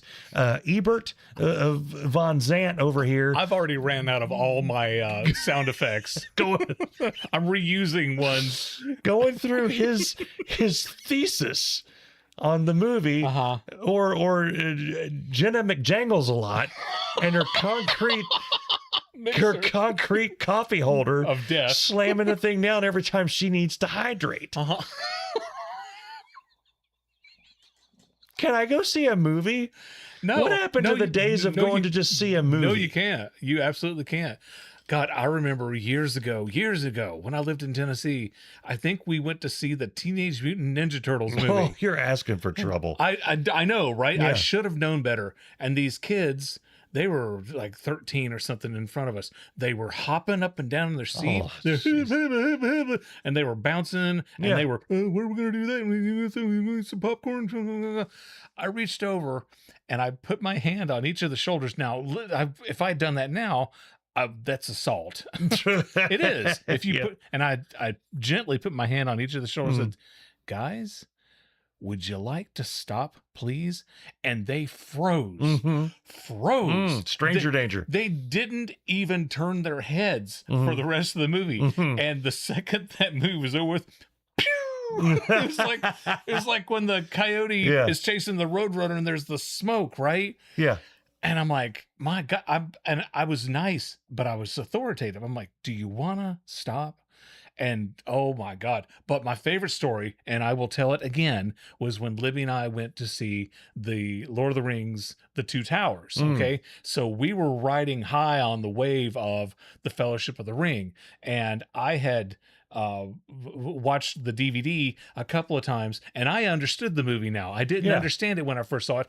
I know what's going The on now. DVDs, because it came on an 8 DVD set. Yes. You had to, you know. Yes. But I watched the DVD with Libby and she was so frustrated, but she loves me so much and she's an amazing wife because I would pause and like, who is this guy? And she thought I was making fun of the movie and making fun of her. I'm like, I'm trying to understand this. So she's like, that is Aragorn. I'm like, well, why do they keep calling him Strider? And then she's like, that's a valid question. So she would Yeah. would answer. Yeah. Anyway, so I understood the movie and she loved the movie and we're watching it and these kids in the back will not stop talking and bouncing and hopping and everything. And Libby turns around and shoots them a look. Well, that doesn't stop them. Typically, So- it's called a shot across the bow. exactly. You're about to get to get laid out. Exactly. Especially you don't mess with my wife. Mm. Ever. Mm. So we're watching the movie and the kids are talking and they're talking some more. This time Libby goes and shoots them. yeah. So she shoots them the look and the sigh. Uh-huh. The kids keep talking. Oh. Finally, Libby turns and she says, you people are killing me. You're killing me. Did they quit? The mom reached over and put her arm across the kids Yeah. like you do, like When they're about to stop and then, at a red light and you don't want them going through the windshield. And Yeah. she leans over, boys, you need to be quiet. She is going to kill us. Yeah. Right? Yeah. They didn't say another word. And Yeah. when the credits came on, they were gone. Yeah. They were gone. I remember seeing The Matrix. I had to ask these two girls who were sitting back, oh, Neo, he ain't gonna like that. No, Oh. Neo ain't gonna like that. No. And I just wanted to ask, what is Neo gonna like? Yeah. What do you think Neo will like? So and I looked at them. I said, do you mind? uh-huh. I'm trying to watch The Matrix here. Yeah. And oh, they shot me a look. I thought I thought my tires were going to get slashed. But I'm like, you pay your ticket. Okay, you pay to go see the movie. Be respectful. Now, if everyone in the crowd is laughing and having a great time, yeah, laugh and enjoy. Yeah, that's what makes it fun. That's part of going to the theater Yeah. experience. Yeah, But when you're being yeah. an asshole, Yeah. If you're the only one having a conversation about something, you've got some problems. yeah. But like on Endgame, I mean, Uh-huh. most of what made that Oh. awesome was when everyone reacts to on your On left, your left. and the Exactly. So Yes, the roar. The Oh, roar. yeah. Yeah, that's what makes going to the movie theater amazing. So stop ruining it for people because I love going to the movies. I do love going to the movies, but Yeah. I don't go as much as I used to. yeah. It's expensive. People are still morons. So my favorite movie of all time is Return of the King. Okay. I saw it 3 times in the theaters. I think I did too. Which is a bit much. Yeah. And so the first time I saw it just blew my mind, and I was like, I have to see that again. Mhm. And then when because they always came in around Christmas time, we went to visit Bess's family in between Christmas and New Year's. Mhm. Jim Boyce had not seen it yet, so I agreed to go a third time, and Beth said, "You're going to go see that a third time?" It's like, Yeah. what was it, like Hey, 5.5 hours? Hey, watch your mouth. Yeah. Yes, I am. And Because I'm the man. there was a I lady. could do what I want. There was a lady that was talking, and at the time, it annoyed me, but now I kind of agree with her. Mhm. Is even though it's still my favorite movie, if you've not seen Return of the King, turn this off and go see it. What the hell? Well, Or watch it after you listen to the listen podcast. to- Then go. Yeah. But it like they knock the tower down or whatever. Sauron's defeated, Mhm. and then you Spoiler. But then you still have about 4 hours of movie because Frodo's like wakes up in the bed, which, by the way, there's creepy. a hilarious. There's a whole. Have you seen the spoof? Seen that. Enough. That the whole thing. It's. So they go through all that, and then they're saying goodbye at the docks, and then they're saying goodbye to Sam at the thing. Yeah. And in the middle of all that, it was switching to a different scene, and I think it was when they were at the docks, and the lady in front of us said, "Oh, y'all would be fucking kidding me." How long is this fucking movie? And I just decided, at the time, I was annoyed. Like, show respect. But now I can't help but think of that every time I watch the movie, and it makes me giggle a little bit, because usually by that point when I'm watching the movie, I'm sobbing I have no tears left. I'm just in tears, and then that always makes me laugh internally. Okay, so 2 examples here. My buddy Don and we were in Lafayette, Indiana, and we went to the movies, and we went to see Braveheart. And after we saw Braveheart, Oh yeah, we still had all this time to kill. And I don't know if you've ever been to Lafayette, Indiana. no, There's nothing else to do in not Lafayette, intentionally. Indiana. Yeah. So we went to see Showgirls. God. You talk about night and day difference. It's very But- different Yeah, genres. one would say. Braveheart won the Academy Award for Best Picture, and I think Showgirls won the Razzie for Yeah, it Worst did. Picture. And we saw them on the same night. Okay, so we're watching Showgirls, Yeah. and Elizabeth Hurley's like, "I don't want to be a stripper. I want to be a dancer." And this guy said, "Just take your clothes off." Sometimes. and the whole place uproared in laughter. And so there was that. But when I was a kid, and we went to the movie at this theater in Richlands, Virginia, and it was a Matt Dillon movie, and I can't remember the name of the movie, but Matt Dillon is laying in bed, and the way he's laying, it's like he's got this gut, right? Mhm. This gut that's poking out, and the light's shining on it just right. It's kind of this glistening gut, and this kid in the theater, he looks like he's having a baby. the whole theater lost it. But I mean, yeah, those things are acceptable, but Yeah. God, just stop talking. And I saw another time when it is acceptable is years ago. It was when Live Free or Die Hard came out. They did a Die Hard marathon. That was the 3rd one, right? Fifth. Oh, okay. Fifth, yeah. It's Die Hard, Die Harder. It was Die Hard, Die Harder, Die Hard with a Vengeance. I Right. think Live Free or Die Hard. It was not that one. It was the one after it. Okay. It was the 5th Die Hard movie. Okay. I don't know. I was at the theater, but by that point my brain was fried. I don't remember. Right. I just remember people being in it. I think Bruce Willis. But was in my it. plan was I had always wanted to see the original Die Hard in a theater. Right. And I was excited to do that. And I'm like, I'll see this and then I'll go home and get some sleep, and then I'll come back and I'll watch the new one. But once I watched Die Hard, I had so much fun because people are yelling shit out and like getting like there's nobody in there but Die Hard fans. Right. So you're not spoiling anything. We're all yeah. like cheering when he takes out different whatever, and it was fun. Yippee-ki-yay, And motherfucker. yeah, and the people yelled that out back at the Mhm. screen, and then Die Harder came on. I'm like, well, I'm having so much fun. Yeah. And I watched through that, and then I was like, well, I made it this far. I can't skip the 3rd one You with might as Samuel well just Jackson. go to the Rocky Horror Picture Show. And it was hilarious, but most of us were asleep for the new one, yeah. or at the time, what was the new one, the 5th Yeah. one? Yeah. Oh, God. So they were playing all 5 of them back to back to back to back. Yeah. Oh, I'd never be able to make it through that. I don't Yeah. think. Yeah. I didn't. Bruce Willis flies a helicopter or dodges a helicopter or runs a truck into a helicopter. Something happens with a helicopter. I remember, Yeah. and there's an explosion. Uh-huh. I think somebody died. Yeah. Some language was said. Yeah. And something got burned, yeah, right? Yeah. His kid's in the movie, and his kid's a badass. This kid's like 73 years old now. Oh, good times. So, I've mentioned many times on this podcast that I'm getting older. Okay, I'm 56 years old. I just had a birthday a few days ago, and I'm getting older. And how old am I? I'm at the age now where I have started using one of those day of the week pill holders. Oh shit! Really? Yes. Okay. I had to, Mike. Okay. I had to because I was annoying everybody in the family because I would take my medicine. I take blood pressure medication. Okay. And so I would take my medicine. I took my medicine. Yeah. I took it. Yeah. Because if I didn't say it out loud, I would forget if I took it. And there were days where I would put the pill bottle on my table and I'm eating my Honey Nut Cheerios. And I was like, did I open the bottle? Did I take did it? And so I'm old because 1, I have the pill box now. Yeah. 2, I can't remember if I took my pills or not. And 3, I actually fought having the pill holder. Libby's like, honey, why don't you get one of those day of the week pill boxes? I'm not going to use one of those. Those are for old people. Yeah. But now that I have one, I freaking love it. But what do you do if you take like multiple, like a pill? Do you have one where you take like one multiple times a day? Does it have times, or is it only on the day? That I wasn't prepared for a follow-up question. Okay. All right.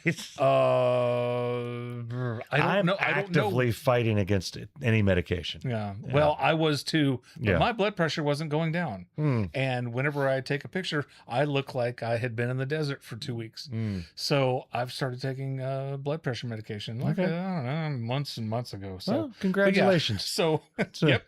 Patpaw here has Here for the Patpaw's got the bifocals. He's got the pill a day box. Well, speaking of old fucks, I just signed up for AARP. Oh, and where has it been all my life? Oh, I know, right? There's like all kinds of cool shit in there. BW3s. It's kind of I don't like that because BW3s. I'm pretty sure when you get to a certain age, that's probably the first thing your doctor says you can't have. You can't eat anything. And they give you the most rewards. You get like a $25 gift certificate of BW3s just for opening the app. It's like, what the hell? Even the water there has cholesterol. None of it's healthy. Yeah. It's like, here's some Dairy Queen BW3s. Here's a Tuggy from Rhonda down the street. Just everything that you can't have. Go to Mike's Meth Shack. That's right. Mike's Meth Shack. Can't get any of that stuff. No, man. it's like Penn Station. It makes if you show them this coupon, they'll deep fry the whole sandwich. It makes me jealous of the people that work at AARP. You know, they're just living it up over there. 3 shots free with every full 20-pound steak. It's like, what the hell are you doing? You'd think that with AARP, you'd get a free pill of the day box. Right. Or we're good for 1 free ass wipe on, Sundays excluded. That's what they're supposed to be giving people. They don't. Which begs the question, who's paying for that? You know what? There's probably somebody who does pay for that. I guarantee. I guarantee it. I will. I'm setting money aside right now. And I don't even want to see who's wiping my ass. I want... Chick McGee used to say that on Bob and Tom all the time. I'm dirty. I'm not stealing anymore from Bob and Tom. Full credit. I'm going to install in the house the most disappointing glory hole ever, wherein I stick my ass through. This episode has taken a turn. Holy mother of God. I mean, what else you going to do with your money? Right? Yeah. Buy one of those bidets? No. Woo! I'd end up squirting my eye out. Well, you're not supposed to look into it. Well, how do you aim it? That's a good question. It's right there and there at the old brown eye. That is a good question. It's just not going to... Is there like a remote control? Targeting system? Left, up, down? Use the force, Luke. There you go. There you go. No, it's not going to... Oh, there you go. I am not going to be able to get the torpedoes in the exhaust port. I need Han Solo's help. That's all I'm saying. Oh my God. Robots will be to the point where you can have, I'm sure it'll have a cute name. Mhm. You know, whatever, the asswipe 2000 Well, or 3000, that's, just come roll in there or right. whatever. They'll be walking by that point. They got robots that are kicking kids over in China right now. Go They, to, they can have a robot come in and wipe my ass. go to skidmark.com. Yeah. And that's the app. Yeah. So it's skidmark.com. Put in your options. You know what? That's probably a website. If it Right, is, I'm yeah. sorry. Get the deluxe package, wipe my ass, and tickle the prunes. There you go. So, this is the most inappropriate. Oh God. You may have to pepper. You may have to cross pollinate between the episodes. This one, You just gotta maybe. take some of this and put it over there. Toss the salad, as it were. Or tease this in There you go. 313. There you go. 313. Don't unsubscribe yet. Please. This is coming. Please stay with us. So I was thinking about you a couple of weeks ago for the weirdest reason. Now, I people ask me about you all the time. We've done this podcast for 5 years. Yeah, going on And 6 at this point. I know, and we're like, some days we kind of bicker like an old married couple. Yeah. Usually, well, not usually. Every time we're at an event, we gravitate towards each other. We always sit together. Yeah. The wives like each other. They're friends. Yeah. And we. Well, usually I'm in a mood to say, "What the fuck is this thing Yes. or this place?" And, Exactly. and I can bounce shit off of you. That's right. So, so anyway, you come up in conversation a lot. Honestly, at our house. Oh, remember the time when Mike did this? Remember the Yeah, time when Mike as did. do you. Yeah. And Yeah. so, and that's what comes with having a relationship like you and I have, and Yeah. having the podcast for as long as we have. So, you and I have the same blower whacker combo, the same Yes. leaf blower weed whacker. Uh-huh. Do you still have yours? I do. Okay. Yeah. The battery on mine died. I've bought multiple batteries over the years. Yeah. Oh, okay. Well, I was going to ask you. I'm like, I've got 3 batteries and 2 chargers. Okay, I don't have an extra charger, but I had to go buy another battery. Mhm. And then it reminded me of the day where you and I were in the Home Depot talking about our Blowers and whackers, our yeah. blower whacker combo. Yeah. And when I went home, Libby was like, "Where have you been?" I was like, "Well, I ran into Mike Odell." Oh, were you talking about the same blower? We were. Yeah. But yeah, so you've bought multiple batteries. I had to because I would whack And then, I needed to blow. And then you would blow. and I don't have enough to blow after I whack. You got to do one, and then I had to wait 15 minutes for it to recharge before I could blow. That's right. Think about baseball, do something else, Your and then yeah, making cookies. yeah, cookies. And I check, and it's still in the older the battery get, the longer it would take. And I'm like, you know what? Ain't nobody got time for this. I'm not ready to whack I yet. bought another device. I bought an edger, and it came with its own battery. Yeah. And I remember I would edge and then whack and then blow. But that still I wouldn't have enough power to go through it. So then I bought a third battery. You can buy the battery off by itself. So now it's a big battery. Big With battery. a big old battery. Yeah. And it takes about 2 days to charge, but by God, when it can blow and whack all you want. And then you At only the use same time? at the same time. Damn. And then you use one of the others for the edging. And then then you want to really adjust the bidet for that. When we were getting ready for the party this past week, Did you blow and whack? I was blowing, I was whacking, I was edging multiple times. Did you trim? I trimmed like a mother. And I carried the trimmings away. That's why you didn't get any grass on your feet. Oh, but I okay. had to use all 3 batteries, and then I had to wait and finish everything the next day. You know what I've learned is the secret to get rid of all those trimmings? You got to mow back over them.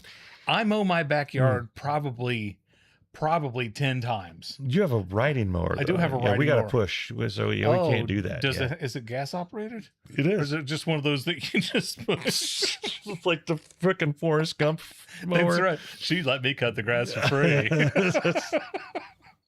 Oh God, I had a friend, and this wasn't that long ago. This was in the 2000s, like the teens, Yeah. and she's still cut her grass with one of those that you just push, and Yeah. it's got the ones that, Clippies. the clippy the Little spiral like the barber pole on the side. Yeah. I kind of would like to have one of those. and I'm like, they sell more advanced Yeah. things than this. No, she still used that. It was nuts. We've been watching Bob's Burgers, and oh my God, do I love Bob's Burgers. I love Bob's Burgers so much. Jacob does not enjoy watching Bob's Burgers. And it's tearing the family apart because we've been trying to find shows that we can all watch together. Okay. We've been watching Schitt's Creek, okay, and we Okay. love Schitt's Creek, but Jacob is starting to get tired of Alexis. Okay. And I don't know how you can get tired of Alexis, because Alexis is a phenomenal character, and I love all four characters, the main ones, equally. So so we're having trouble watching Schitt's Creek. Then we started watching Bob's Burgers, and Jacob gets annoyed with the mom, Linda, and he doesn't want to watch it. Now, Cameron and Libby and I will watch Bob's Burgers until we're blue in the face. But if Jacob's home, then we try to find something that the four of us want to watch. Jacob and Libby and I have been watching Game of Thrones. We're not ready. Now, how is that? Very uncomfortable. Yeah. Even Jacob is uncomfortable Yeah. when they start banging and blowing and whacking. Jacob's like, "Oh, are you really?" Jacob's like, come on. Yeah. It's just like you said.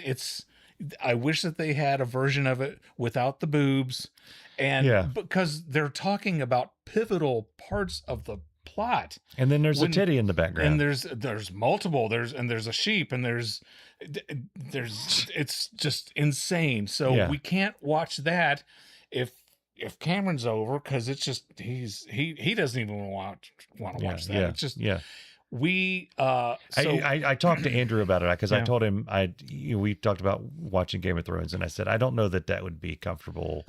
I don't know. It's like a really, really, really good show. Yeah. And then he kind of saved me. He's like, yeah, my friends have said it's a good show, but you don't want to watch it with your parents. Like, it's pretty much. Yeah. Jacob's almost 22. Yeah, Andrew's 18, and we're like, no, and it's just, it's uncomfortable. Well, there's, I will say, I'll spoil it. The movie's been out for like a month at this point. By the time you're listening to this, the cameo in the back rooms is the main. Don't ruin it, because I haven't seen it.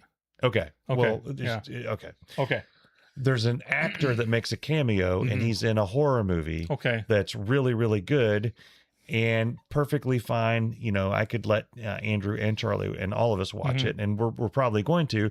But then it has a sequel where he spends an uncomfortable amount of time just butt naked walking around. Yeah.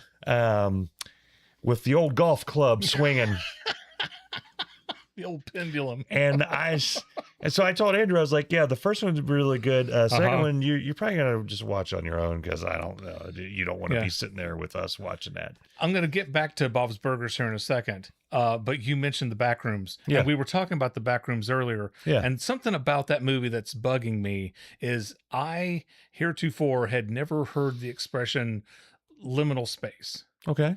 And every person who has described the back rooms has said, "Oh, it's all about liminal spaces and claustrophobia, and it's liminal. It's liminal." I'm like, I've never heard the word liminal. Yeah. And apparently, everybody and their brother knows liminal like it's mustard or something. You're going to put mustard on that? Are you going to go see the thing with the liminal spaces? So how does everybody know about liminal spaces? Here's the thing. Listen, I'm not the smartest person in the world, but I'm not a moron.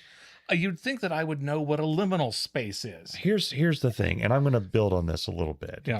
Allow me to bloviate, if you will.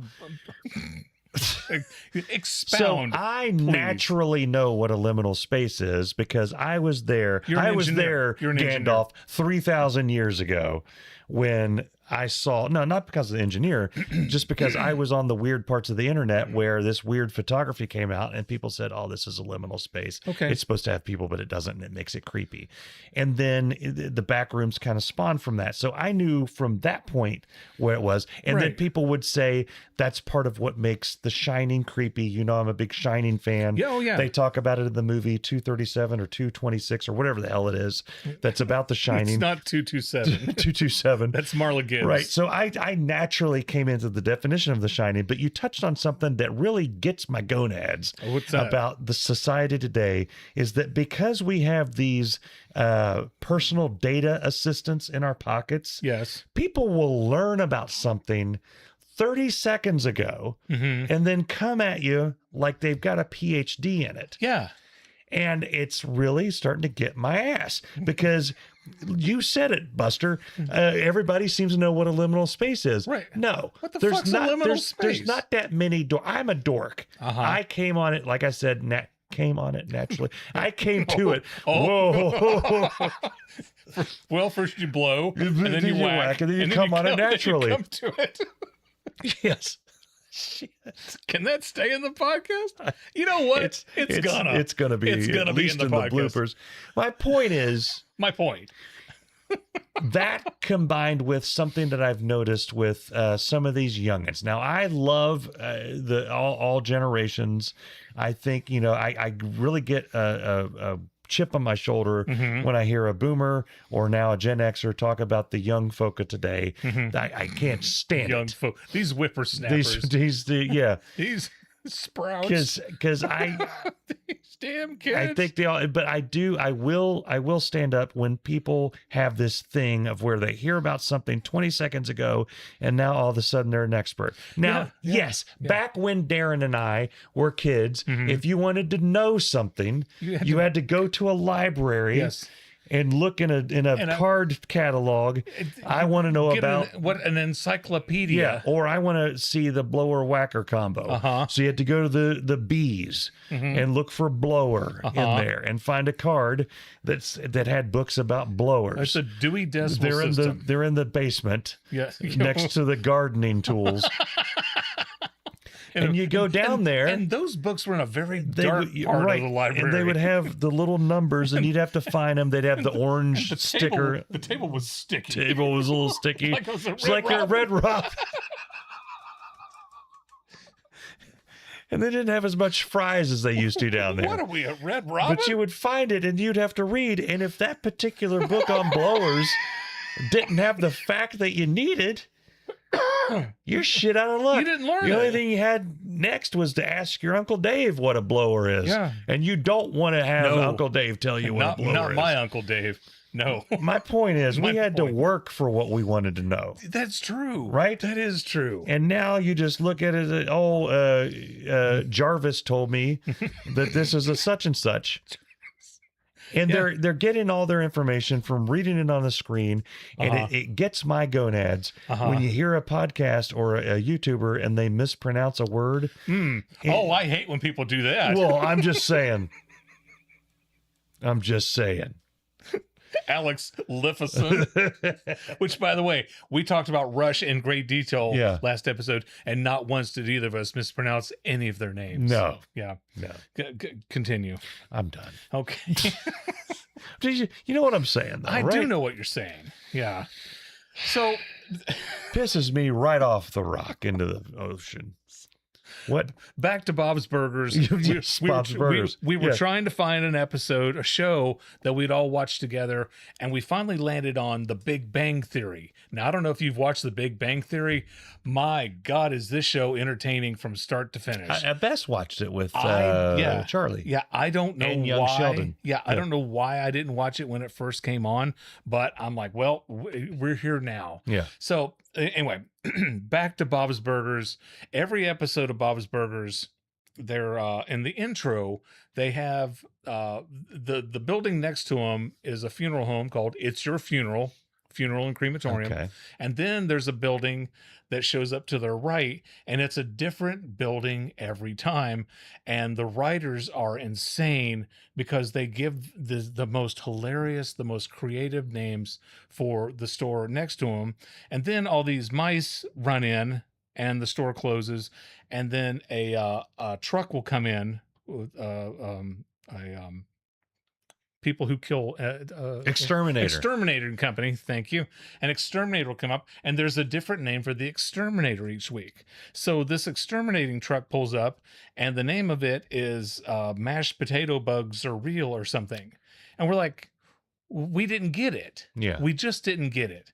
And so Libby pauses it, and she asks Alexa. And I've got enough problems with Alexa. My God, I ask Alexa a question and she gives me a half-hour answer. I'm like, Alexa, stop. Alexa, shut it. Stow it. So Libby says, Alexa, are potato bugs a thing? Are potato bugs real? And Alexa says, yes, Libby, potatoes are real. Be a little and bitch. And Libby's like, I know potatoes are real, Yeah. but are potato bugs real? And then it turns out that potato bugs are a thing, but we had never heard of a potato bug before, but we know about them now. So I got something. Don't for forget, this. kids, potatoes are real. Our Google lady transitioned. Oh, It's a dude now. Oh, Just randomly. transition? Yeah. To a dude? Yeah. Okay. Bess's car. Because she talks. She forgot how. She just doesn't type anymore. Jesus. Hello. She just doesn't type anymore. She doesn't bring up the screen, the little keyboard like a person and type like people do. She just talks to it like she's Captain Kirk constantly. So we're driving and she'll say, okay, Google, navigate to Botswana or wherever we're driving. And it was That's always a long way. It was to always the Botswana. Google lady. He's like, Botswana is, and it's all female, ladylike. Yeah. Just one day randomly, Bess said, navigate to the Tasty Freeze. It's like, all right, Bess, we're heading over to the Tasty Freeze. So it's get ourselves a chili dog. Sam Elliott. It's just, I was like, what the hell did you do? And she said, I don't know. He just turned into a dude. Just over a weekend, it updated. I don't know who authorized that. I don't know why it happened. Yeah. But then when I got my car, my Google is a guy. Yeah. And I was so used to the Google lady. Yeah. And now we have the Google Nest, the little computer, the little speaker up there like your Alexa. Yeah. It's a dude. Yeah. It's just a dude in our house. Hey there, kids. You want to hear about Taffy? What the fuck are you doing? I just Smoking. Yeah. Des Moines, Iowa. I used to smoke 20 packs of cigarettes. Yeah, a day. home of the chupacabra. It just throws out shit. My Alexa used to be a woman, and it sounded like your neighbor. Right? Yeah. You go over, go ask Joanne if you can borrow a cup of cooking oil because we're making brownies and we ran out of cooking oil. Of course you can. Well, no. Joanne's like, Joanne. yes, you can, and I'm happy to loan it to you. Oh. Thank you. Well, Alexa's voice changed, so no longer does it sound like Joanne. It sounds like Joanne's 20-year-old hot daughter, who's annoying AF, as the kids say, and she's like, "Let me tell you more about cooking oil. Would you like to know how cooking oil was sweet created?" Lord No, Almighty. no, I don't want to know more. I just want you to answer the one question. Yeah. Alexa, what's the most popular brand of cooking oil? The most popular brand is Wesson. Would you like to know when Wesson was found? Wesson was found in 1847 by Mark Wesson. I don't want to know any of that. I want to change it to a Scottish accent. I want it to, when I ask a question, I want to say, what the fuck do you want to know that for? I want to be able to understand 20% of what comes out of it and just laugh my balls off all the way to work. I've had conversations with the Google dude. It's AIs in there too. You can have full conversations. I had a full conversation. Are you serious? Oh, I am dead serious. You can have a full conversation. You can have a full conversation with it because you know what I'm going through right now. I had a full conversation. I do for about 20 minutes with the Google dude. He gave me legal advice. What you want to do is set up a trust. Go on down there. It's on Fifth Avenue, next to the Tasty Freeze. Don't let them fuckers tell you no. Don't you sign shit. By God, they're trying to scam your ass. We need to trash the other episode. Why the fuck would you want to do that? Yeah, I want a Scottish dude on crack, like the Brad Pitt's character in Snatch. where they have subtitles just for him. You know what I'm 'Cause you talking can't about? understand a No, thing. yeah, I want that. You can't understand one What the thing. fuck you want the chips for? You ain't got the fish in there. You motherfucker. Or the Swedish chef. Hurdy flirty. Hurdy tasty freeze. Get it, chili dog.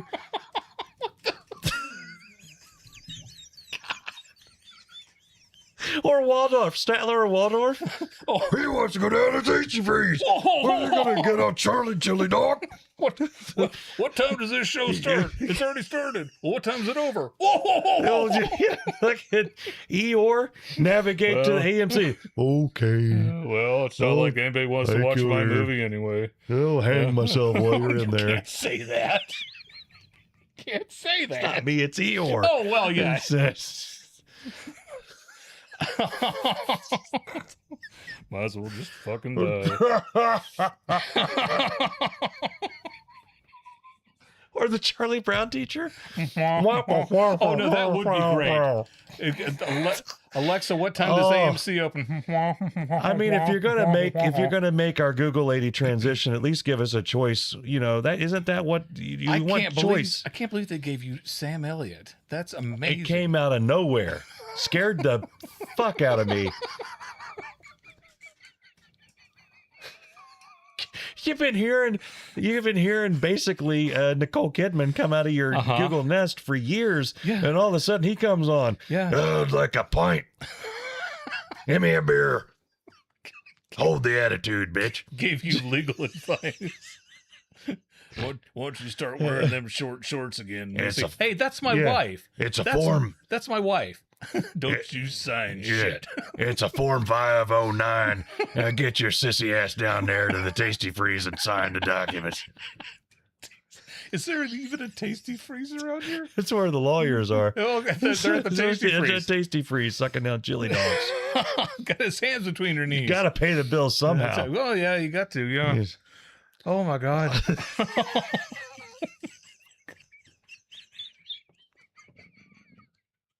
Every time. Every fucking time. Every time we do 2 episodes, one falls flat on its dick. The other one is... it gets off the aircraft carrier, does the bombing run, and comes back safe. Well, let me tell you this story. Let's see where this one goes. So we get pizza at this place called Marco's almost every week. Okay, Yeah. My name is on the cork board, Mr. Cox. Yeah. They've put my name on there. It's been on there for years. Okay, and when I call and like, is this Mr. Cox? Yes, it is. And do you want your regular? Yes, I do. And so they give it to me, and I went in there 2 weeks ago and ordered my pizza, and we ordered it over the phone, and I go and I pick it up, and I'm walking out of there. As I'm walking out to my car, this guy said, "Hey, pizza place busy?" And I said, Is he casing the joint? I don't know. That's what I thought. And I said, no, there's not a lot of people at all. And he goes, "Oh, okay, thanks." And he's in this rusted maroon van, and he gets inside the van, and he talks to the other guy in the van for like a minute, and then the other guy gets out of the van and stands there and looks to the left, looks to the right, Oh my God. looks around, closes the door, and I was like, what the hell's going on here? I'm like, are they gonna, like, of all the places to rob, are they gonna rob the pizza place? Did the Spectrum driver come up and put the key under the wheel well? That's what I was thinking of. I was like, what is going on? Why are they wondering if the pizza place is busy? It's like, all you got to do is look in there.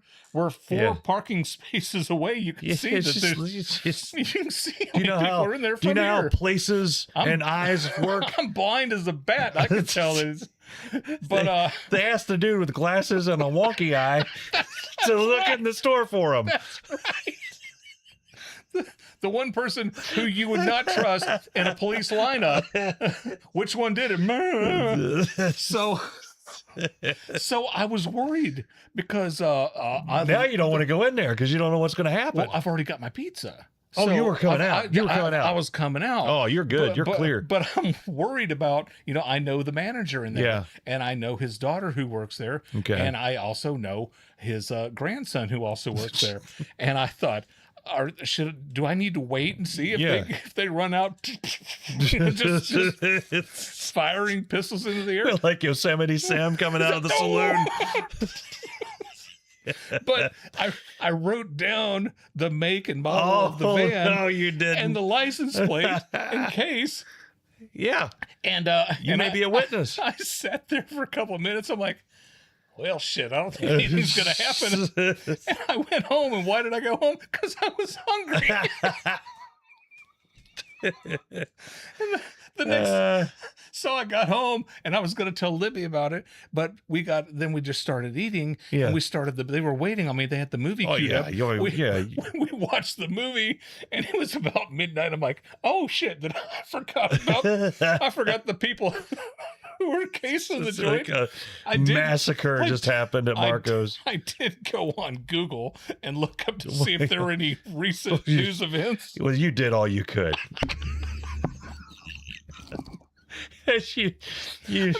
I would have felt horrible. Oh, yeah. If they had just like With the pizza grease running down your chin. I was. In fairness, I was yeah. really hungry. Yeah.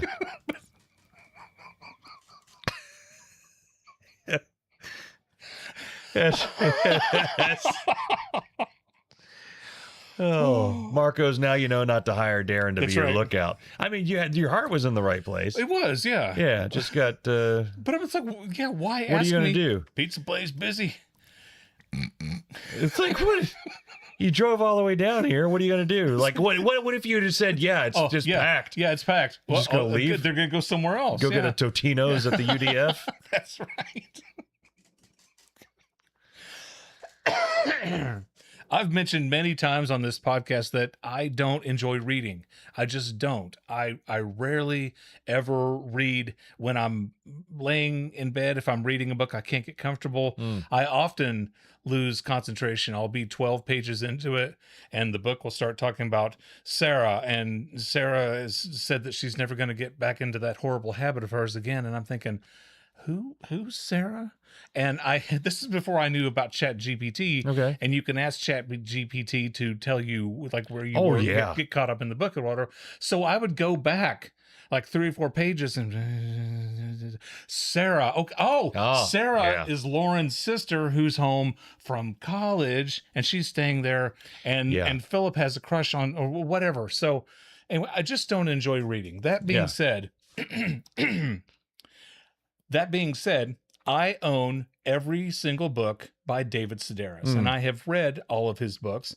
I've either read them or I've listened to the audio version of said book. He is my favorite author. I love his books. I bought his recent one, The Land and Its People, and I cannot recommend it enough. It's his funniest book. And I'd mentioned last week or a couple weeks ago that I reached out to his people and tried to get him to be a guest on this podcast. And they were nice and said he's not doing press right now. They said he's not doing press right now. So he has not been a guest on the show, but I want to have him as a guest on the show because I model so many things about this podcast from listening to David Sedaris. Like the time I went to the grocery store and the woman asked me, hey, do you want to touch my beets? That's a story that could have happened to David Sedaris and would have been in one of his books. Anyway, in this book, which by the way, I read that we're not allowed to duplicate any material from the book unless we're doing it as a review.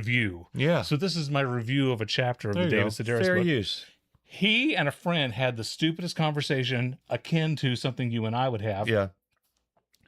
I can't remember the $1 million amount, but if somebody paid you $10 million, would you eat an entire truck tire? Yes. A car tire. Would you eat it? Yes. And why not? That was the conversation. For $10 million, would you eat a tire? Yeah. And David said, well, I get to choose how it's prepared, right? Yes. If I knew it wouldn't kill me, I would cut it into 365 equal pieces and then into smaller pieces therein. Blend it with, make a milkshake. Yeah. Exactly. And eat some every day. Yeah. But the topic came up and says, can you imagine if you agree to do it? And then next thing you know, it's like the night before and you're like, oh, fuck, I got to eat this entire tire. I spit drink out. And Libby's like, what's so funny? I'm like, they're talking about eating a tire in this book.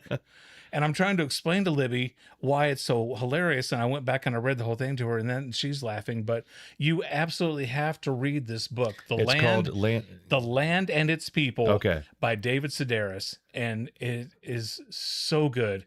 And I am going to re-spark the interest, and I'm going to try to. He's on tour right now, so Okay. when he stops his book tour, I hope that I can get him to be a guest on the show because I admire him greatly, and I would love to have him as a guest on the show. And he could listen to this episode, and we can talk about blowers and whackers. There you go.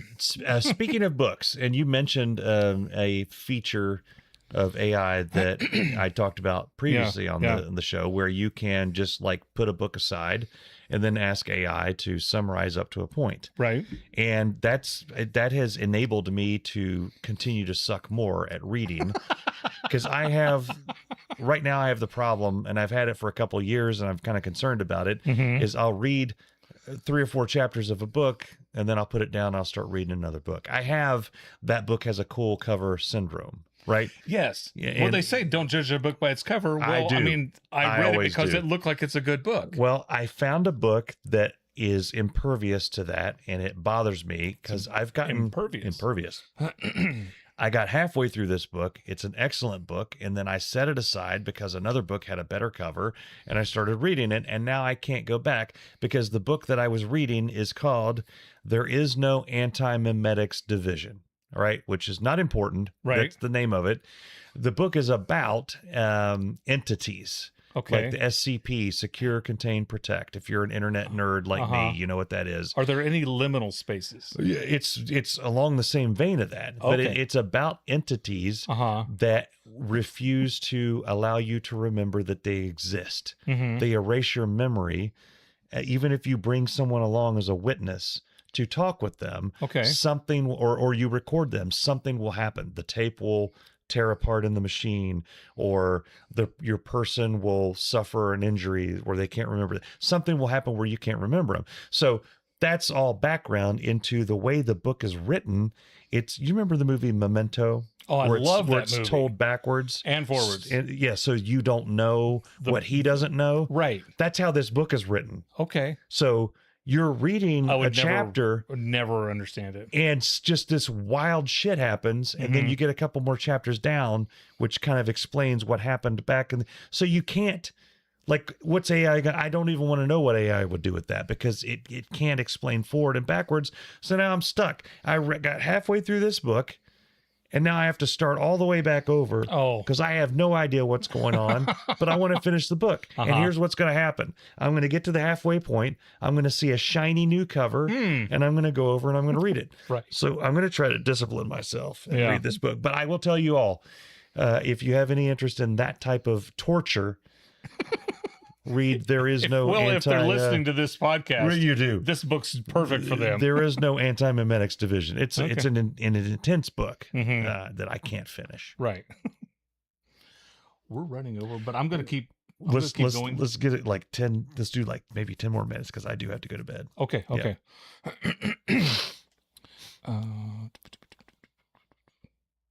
Mikey got to work. I understand. Okay, I'll save these 2 things. I look like a fucked up action figure, like the Salacious Crumb. Go ahead. I don't know if I want to get into this or not. What's the topic? I had a high school teacher. Oh yeah, let's talk about those motherfuckers. I had a high school teacher pass away. I'm not gonna. Care to rephrase your statement? I had a high school teacher pass away, and I'm not going to mention the teacher's name because I wasn't a great fan of this teacher. He and I, we did not get along very well at all. Yeah. And he was, after he passed away, and I didn't go on any of the Facebook posts or whatever and say anything negative about him. And you weren't responsible for his passing. No, I was not. Okay. I wasn't there. Right. I have witnesses. I have an alibi. Yeah. But I'm looking through all the comments and I'm hearing, such an inspiration to us all and one of the greatest teachers ever. And how I loved this teacher and he was just amazing. And I'm thinking, am I reading the same thing? Yeah. Am I what am I missing here? And a lot of these comments were from people in my class, Yeah. the same class. So they saw everything that I saw, and I'm questioning, like, was it just me? Sorry, that was Was it couldn't have been me, No. right? yeah. And I mean, so it can be, but but I don't think it was. And so my question is, who did you have any yes, favorite teachers, or did you have like any just horrible I had teachers? teachers that I loved, but I had a very specific teacher, Mhm. and again, I'm not going to name them. Right. But I went through a thing where I found people on Facebook, and you see teachers. So Mhm. I'm friends with on Facebook with some of my favorite teachers. Yeah, me too. But there's one on Facebook, and I'm not friends with them. So if anybody hears this, I was like, oh, who's he talking about? I'm not friends with them on Facebook. right. But Narrows this it down. particular teacher was just a terrible human being, Mm-hmm. and allowed things to happen in the classroom that I'm pretty sure Would go against the Geneva Convention. would go against the Geneva Convention. Right. Yeah. And I would hear just wonderful things about this person constantly. yeah. And then I saw them on the Facebooks, and people just love them. And I'm like, what are you like? And people were in this, like you, Yeah. in the same class, seeing the same things that I saw. Yeah. And I just, I don't want to get into too many details because we'd get canceled left and right, but Yes. it was brutal. And I can't believe the dude has But I can't believe the person Yeah. has the reputation that they do. I don't understand it. And I feel like, I've matured. You wouldn't know it from listening to this episode. I know it was a fact that when I was in high school, I could be a lot to deal with, okay? Because I thought I was funny, and I was annoying as fuck. I was. I could be so annoying. I had great friends. I know I pissed Leslie off daily, and you know what? Maybe that's why I rubbed off on this teacher. And then maybe that's what, but I don't think I was the cause for him being the way he was. Yeah. But I've been questioning. I just don't understand. And it makes me feel like a bad person. People get whitewashed when they pass. And I'll just say that. I mean, Yeah. there are some people that, I mean, well, Hitler didn't. No. But aside from him and Mussolini, And I think Genghis Khan is That's right. probably not very high on the popularity scale. No, not at all. Vlad the Impaler, he's not, his Facebook profile has not many friends, but in general, Walt Whitman. there's not many, there's not many people. Walt Whitman was Yeah. probably a lovely person. Yes, he probably was. That Ralph Waldo Emerson, though. Oh, that motherfucker. But no. people aren't going to funerals and dropping smack talk on people. Yeah. Generally speaking, people they whitewash it. But I just, I want people to know that as much as Sanitize the thing is what I'm trying to say. But as much as I did not enjoy having this teacher as my teacher, I mean, I didn't want anything horrible to happen to him, and I did feel bad after he passed, but I just do not understand the waves of praise coming in over him, because I remember a friend of mine reached out to me, and she had said she wasn't in his class, but she says every time I saw him, he was yelling at one of his students, and she was afraid of him. I'm like, you weren't in his class. I was in his class. I was scared of him. Anyway, I'm sorry that he's gone.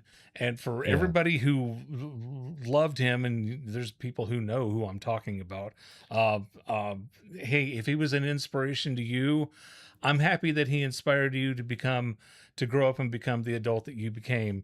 And if he did great things for other people, then that's fantastic. And I'm happy that he did that for you. In my case, that wasn't the case. So, but anyway, I had to let a lot of that stuff go, which I did. And I think I grew despite his teachings. And maybe that was the goal. Maybe it's like, I learned. Some teachers praise and build students up, and then some teachers like to just break kids Yeah, down. you can get a lesson from everybody, and You I can. think I do think that I gained some lessons from watching how this adult acted Mm-hmm. in a capacity where Yeah. they had reign over, you know, a classroom, and they had the power to do things and power Yes. to not do things. Over impressionable Over young impressionable people. Yeah. And that did stick with me. I was Yeah. like, well, as an example of what I don't want to do. Now, Exactly. on the subject of people talking smack about the dead at funerals, Yeah. if you haven't already, you need to look up John Cleese's speech at Graham Chapman's funeral. Oh, that Have was you know what I'm talking yes, about? Yes. That was brilliant. That is oh my gosh. That was brilliant. Absolutely brilliant. Oh, we have gone over time.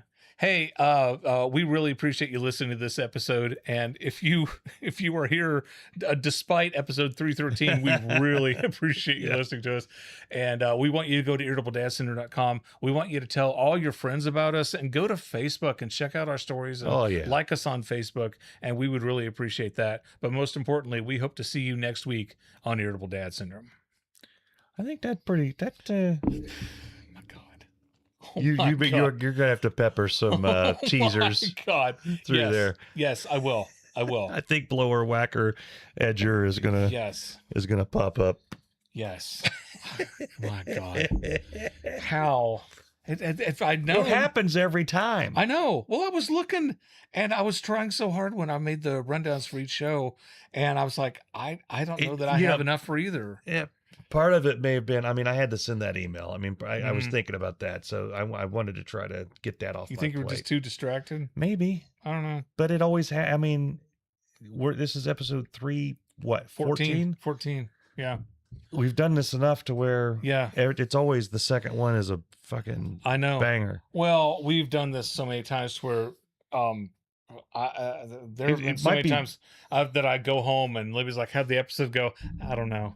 Yeah, I really the don't first know. one may be good. And it's like, yeah, I don't have a good feeling about it. And then it's a banger. I So tell you what it once really I stitch it all together and throw Dave in there, and it could be the fact that we have one in the can already, and we just kind of let loose on the second one. maybe. All right, Chris, thank you for being with us, man. Thank you, Mr. Huggies. We gotta go. Daddy gotta go See ya. see